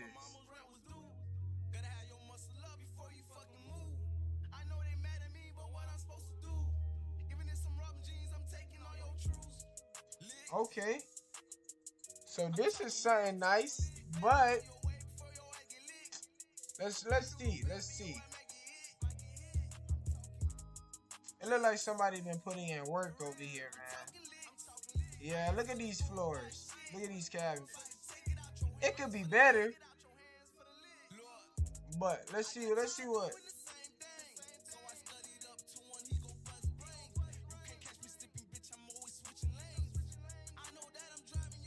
Come check it out. Many of the big ticket items have been done.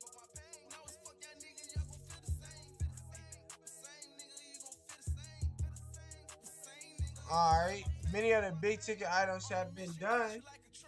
Like electrical and plumbing, spacious 3-bedroom and 3-bedroom with hardwood floors, perfect for the rental area. Rental 2 area has been picked up.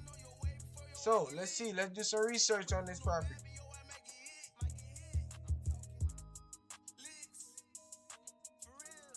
Let's do some research on this property. Many other big ticket items have been done, like electrical and plumbing. Spacious 3 bedrooms with hardwood floors, perfect for the rental area. Perfect for the rental area 2 area has been picking up. Caleb Brown, Christina Brown, Redfin last check 2 minutes ago. It was last update October 15th. Why has this property been on the market for 106 days? We don't know. It's most likely priced too high. You know what I'm saying?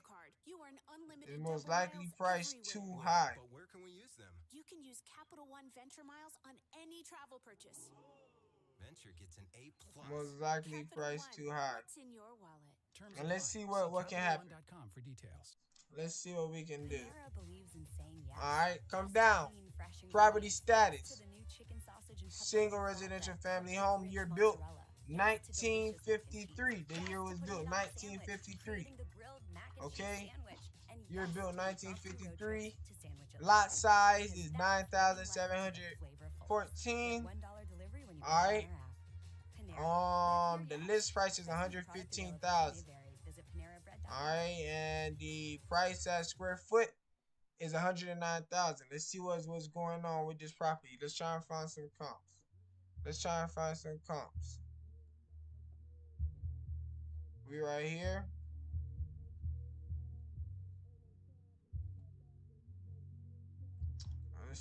Let's try and get in right here. Draw a little box.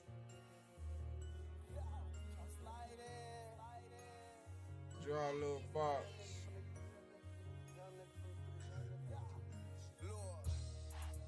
Remember, we right here.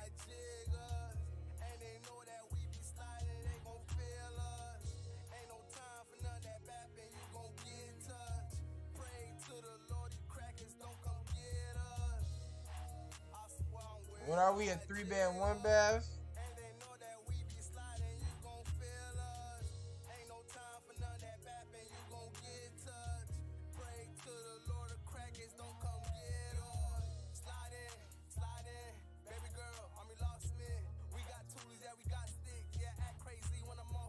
Look at this property. It's sold for $94,000. Let's see what's the lot size.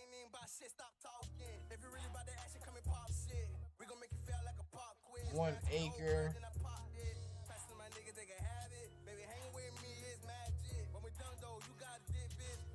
I wonder how much is an acre.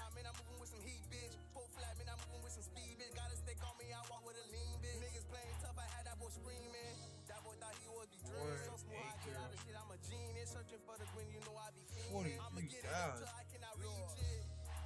What?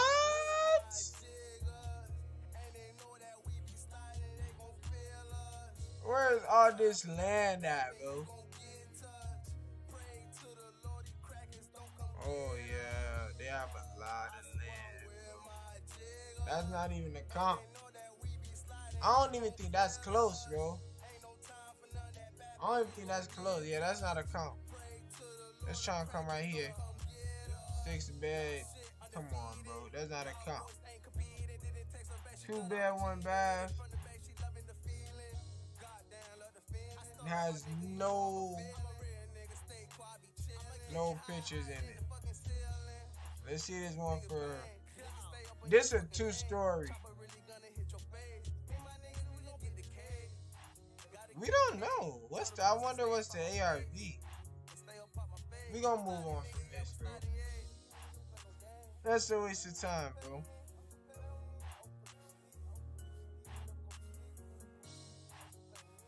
Nah, we don't like that.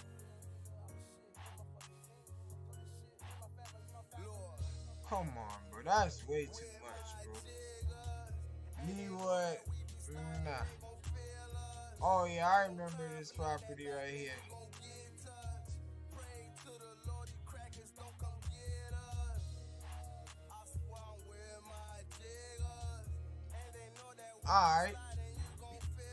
Alright, let's see. Let's see what's up with this property, bro. Let's see what's up with this property.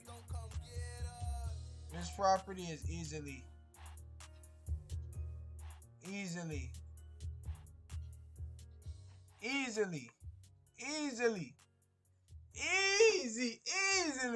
That's too much, bro. Let's run some comps. Bro. Let's run some comps. Let's run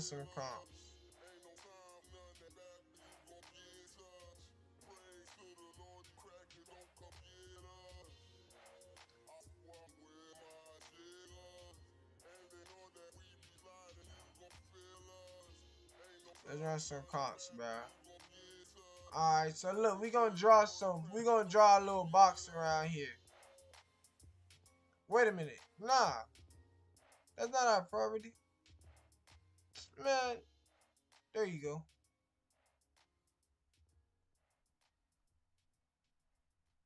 Alright,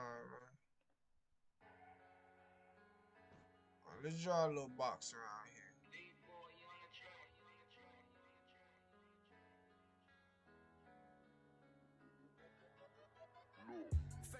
Where you can keep that shit. I need real, don't need no counterfeit. Remember, our property right here. You don't want to cross these main rules.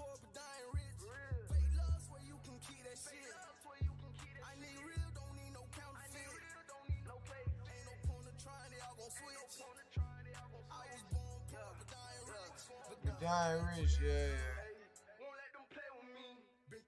Oh, you gotta draw it.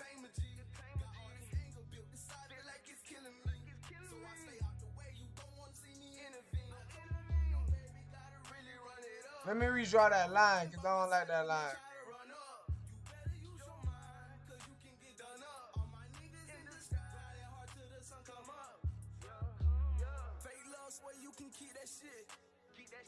Draw.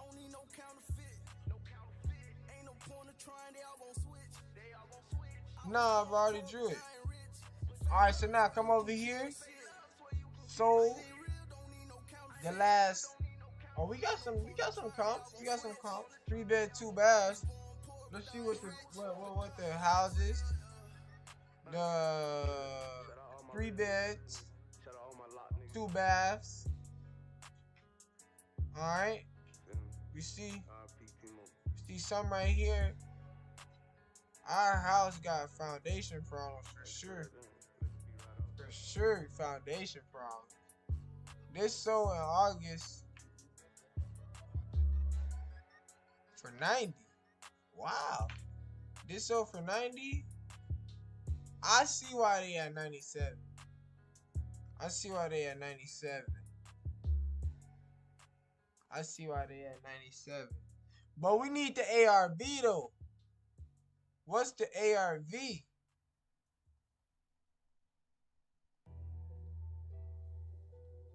This 3 bed sold for 120. Let's see.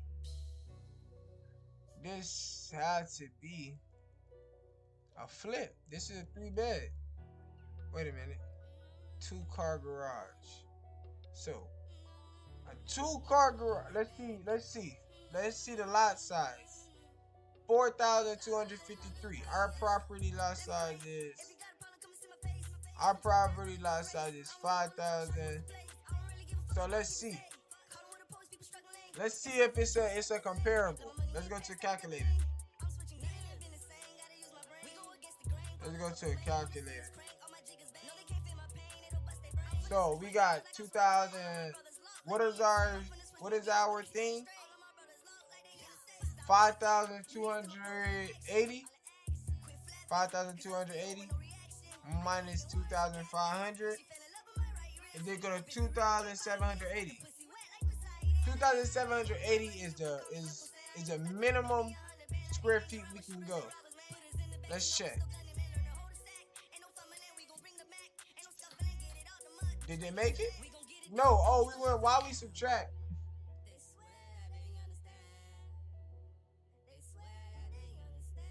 Alright. This probably the lot size 4,253. It's valid. It's valid. It's valid. It's valid, y'all. It's valid. So this comp, it's a 3-bed, 2-bath. We a 3-bed, 2-bath. This comp is 1,890 square feet. Oh no, this is not a comp. This is not a comp. Hold up. Hold up. Look at the square feet.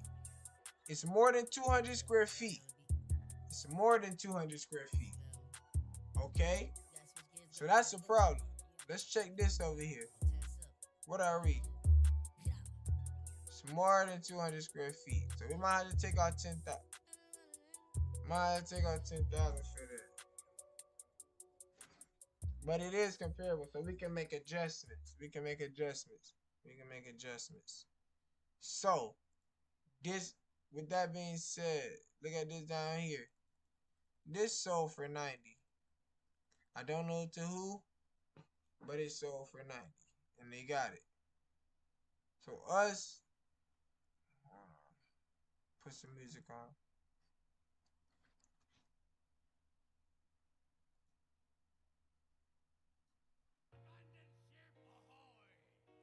Now, for us, we know that ARV, this property ARV is about 150.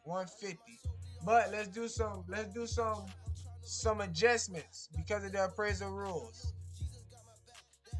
Appraisal rules. Adjustments. Alright.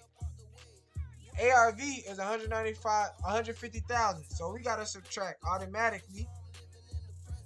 150,000, take off. What does the appraisal rules say? This is a 3-bed, 2-bath. So it's way bigger than us. So we're gonna take off 10,000 for it being bigger than us, right? Cause it's 200 bigger than us. Hold on, let's see. Oh, hold up. We got some more. 1,436. Hold on, let's see what these comps talking about. 3,000, that don't even match. Can't go. 189,000. 189,000. 3-bed. What is our property square feet? 1,436. Okay. So this got 190. But I'm not sure how far this is from where we at. But we got a little ARV right there. Let's see what's the lot size. Gotta check the lot size.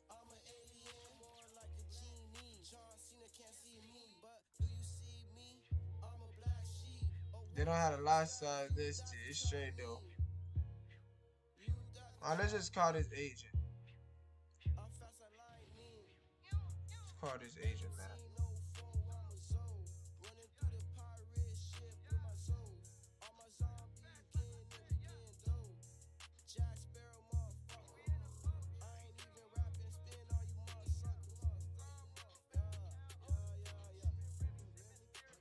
And let's call Ann. Let's try and call Ann and ask Ann. She has probably been there for 164 days. Let's call Ann. 816-517-1882.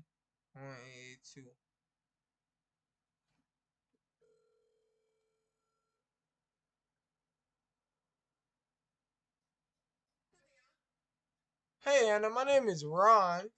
I think we spoke once before a couple months back, and I see that your property on 423 North Drury Avenue on Kansas City, Missouri is still available. And I was wondering if your seller was interested in maybe going down in price at this point, or was he still firm on his price? He's still pretty firm on his price. I mean, we have dropped it a little bit, but you know, he's in no rush to sell. So. Oh, he's in no rush to sell. Oh no. Did you have any other properties that are vacant that you're looking to sell right now?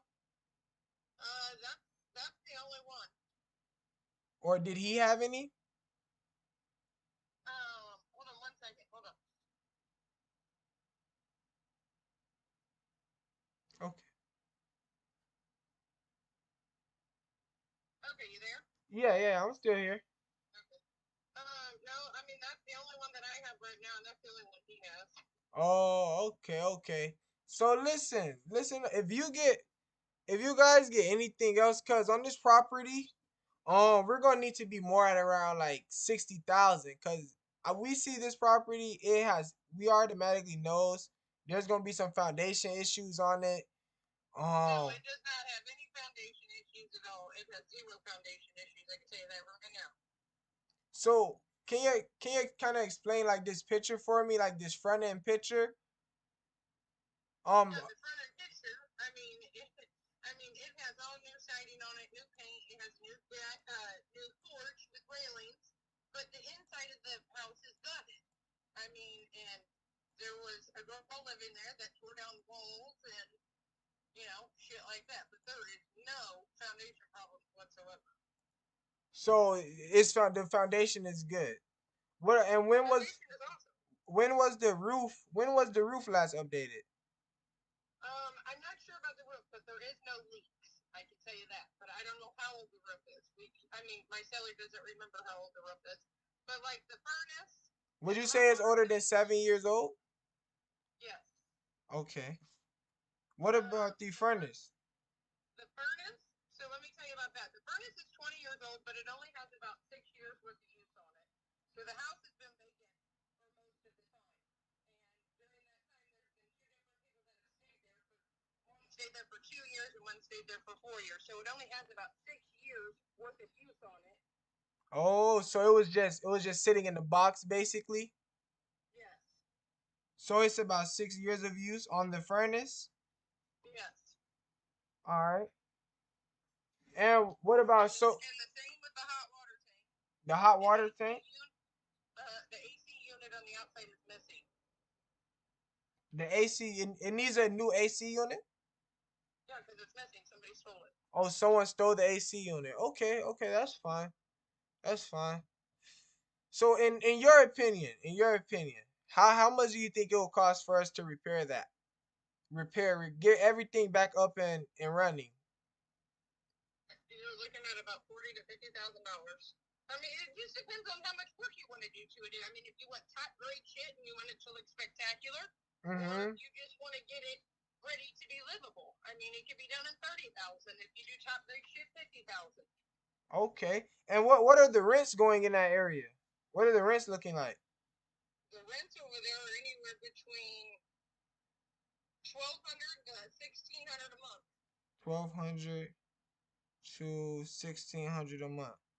Okay. And I see your ARV. Your ARV was 190,000. 200,000. Yep. And did you have the comps or those addresses or those comps for me?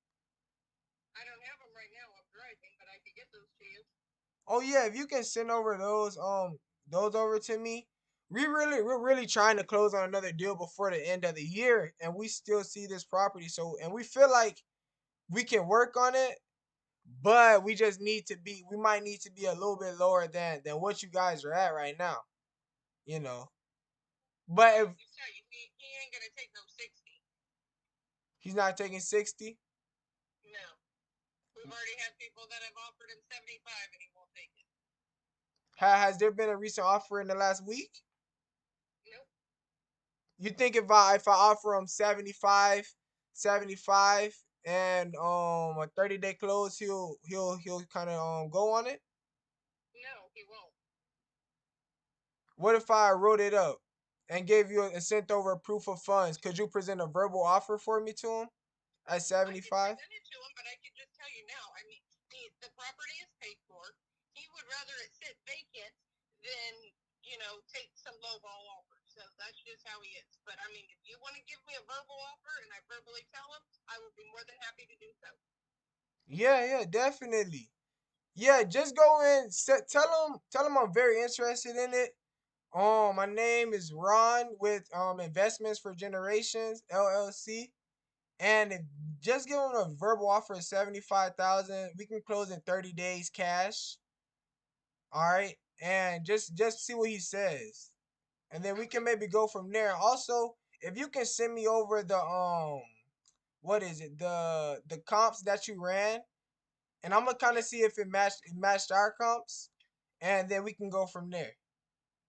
Okay, this is my cell phone number. Would you text me your email address? Yeah, definitely. I'll text it over to you. Thank you. You're welcome. All right, Ron, I'll talk to you later. All right, talk to you later. You have a good day. You too. All right, bye-bye. That's how you do it. She's asking 90,000, you guys. She's asking 90,000. 90,000. Why? I cannot pay 90,000 for this, bro. What? I cannot pay 90,000. I cannot. So what I'm about to do is I'm about to go ahead and text her over.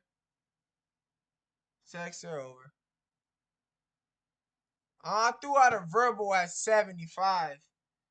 I don't know what's the real ARV on this property. I don't know yet. But from the comps, we're gonna see where she ran her comps and see where it's at. It seems like this guy, he doesn't want to sell his property. He's willing to let it sit up before he lose any money. So we're gonna see where it goes. Hold on, I'm about to text Anna.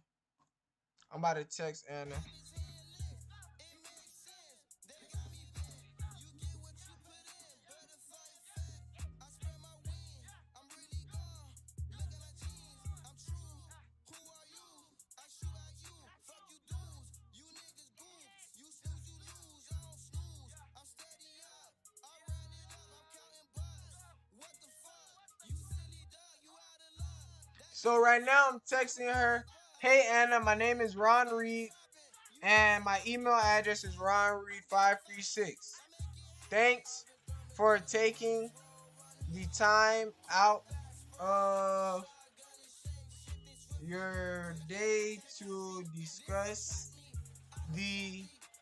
your listing.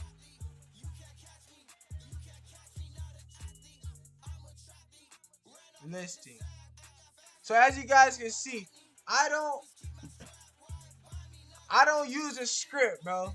The script is good, but I don't use a script, man. I just go off my head and see whatever sounds natural, I let it flow. But yeah, we gonna do that. Follow up with her. And I hope you guys enjoyed the stream, man. That's the next property. We gonna run some comps. And then, yeah, we go from there. I'll be back live tomorrow. Make sure y'all tune in. Shout out to G-Bo. HD, look, see them motherfuckers. So much hate, it's okay, I swear I love it. You always talk about hoes, talk about money, change the subject. Every time we pull up, they running for his gun. Smoking gas with Siggo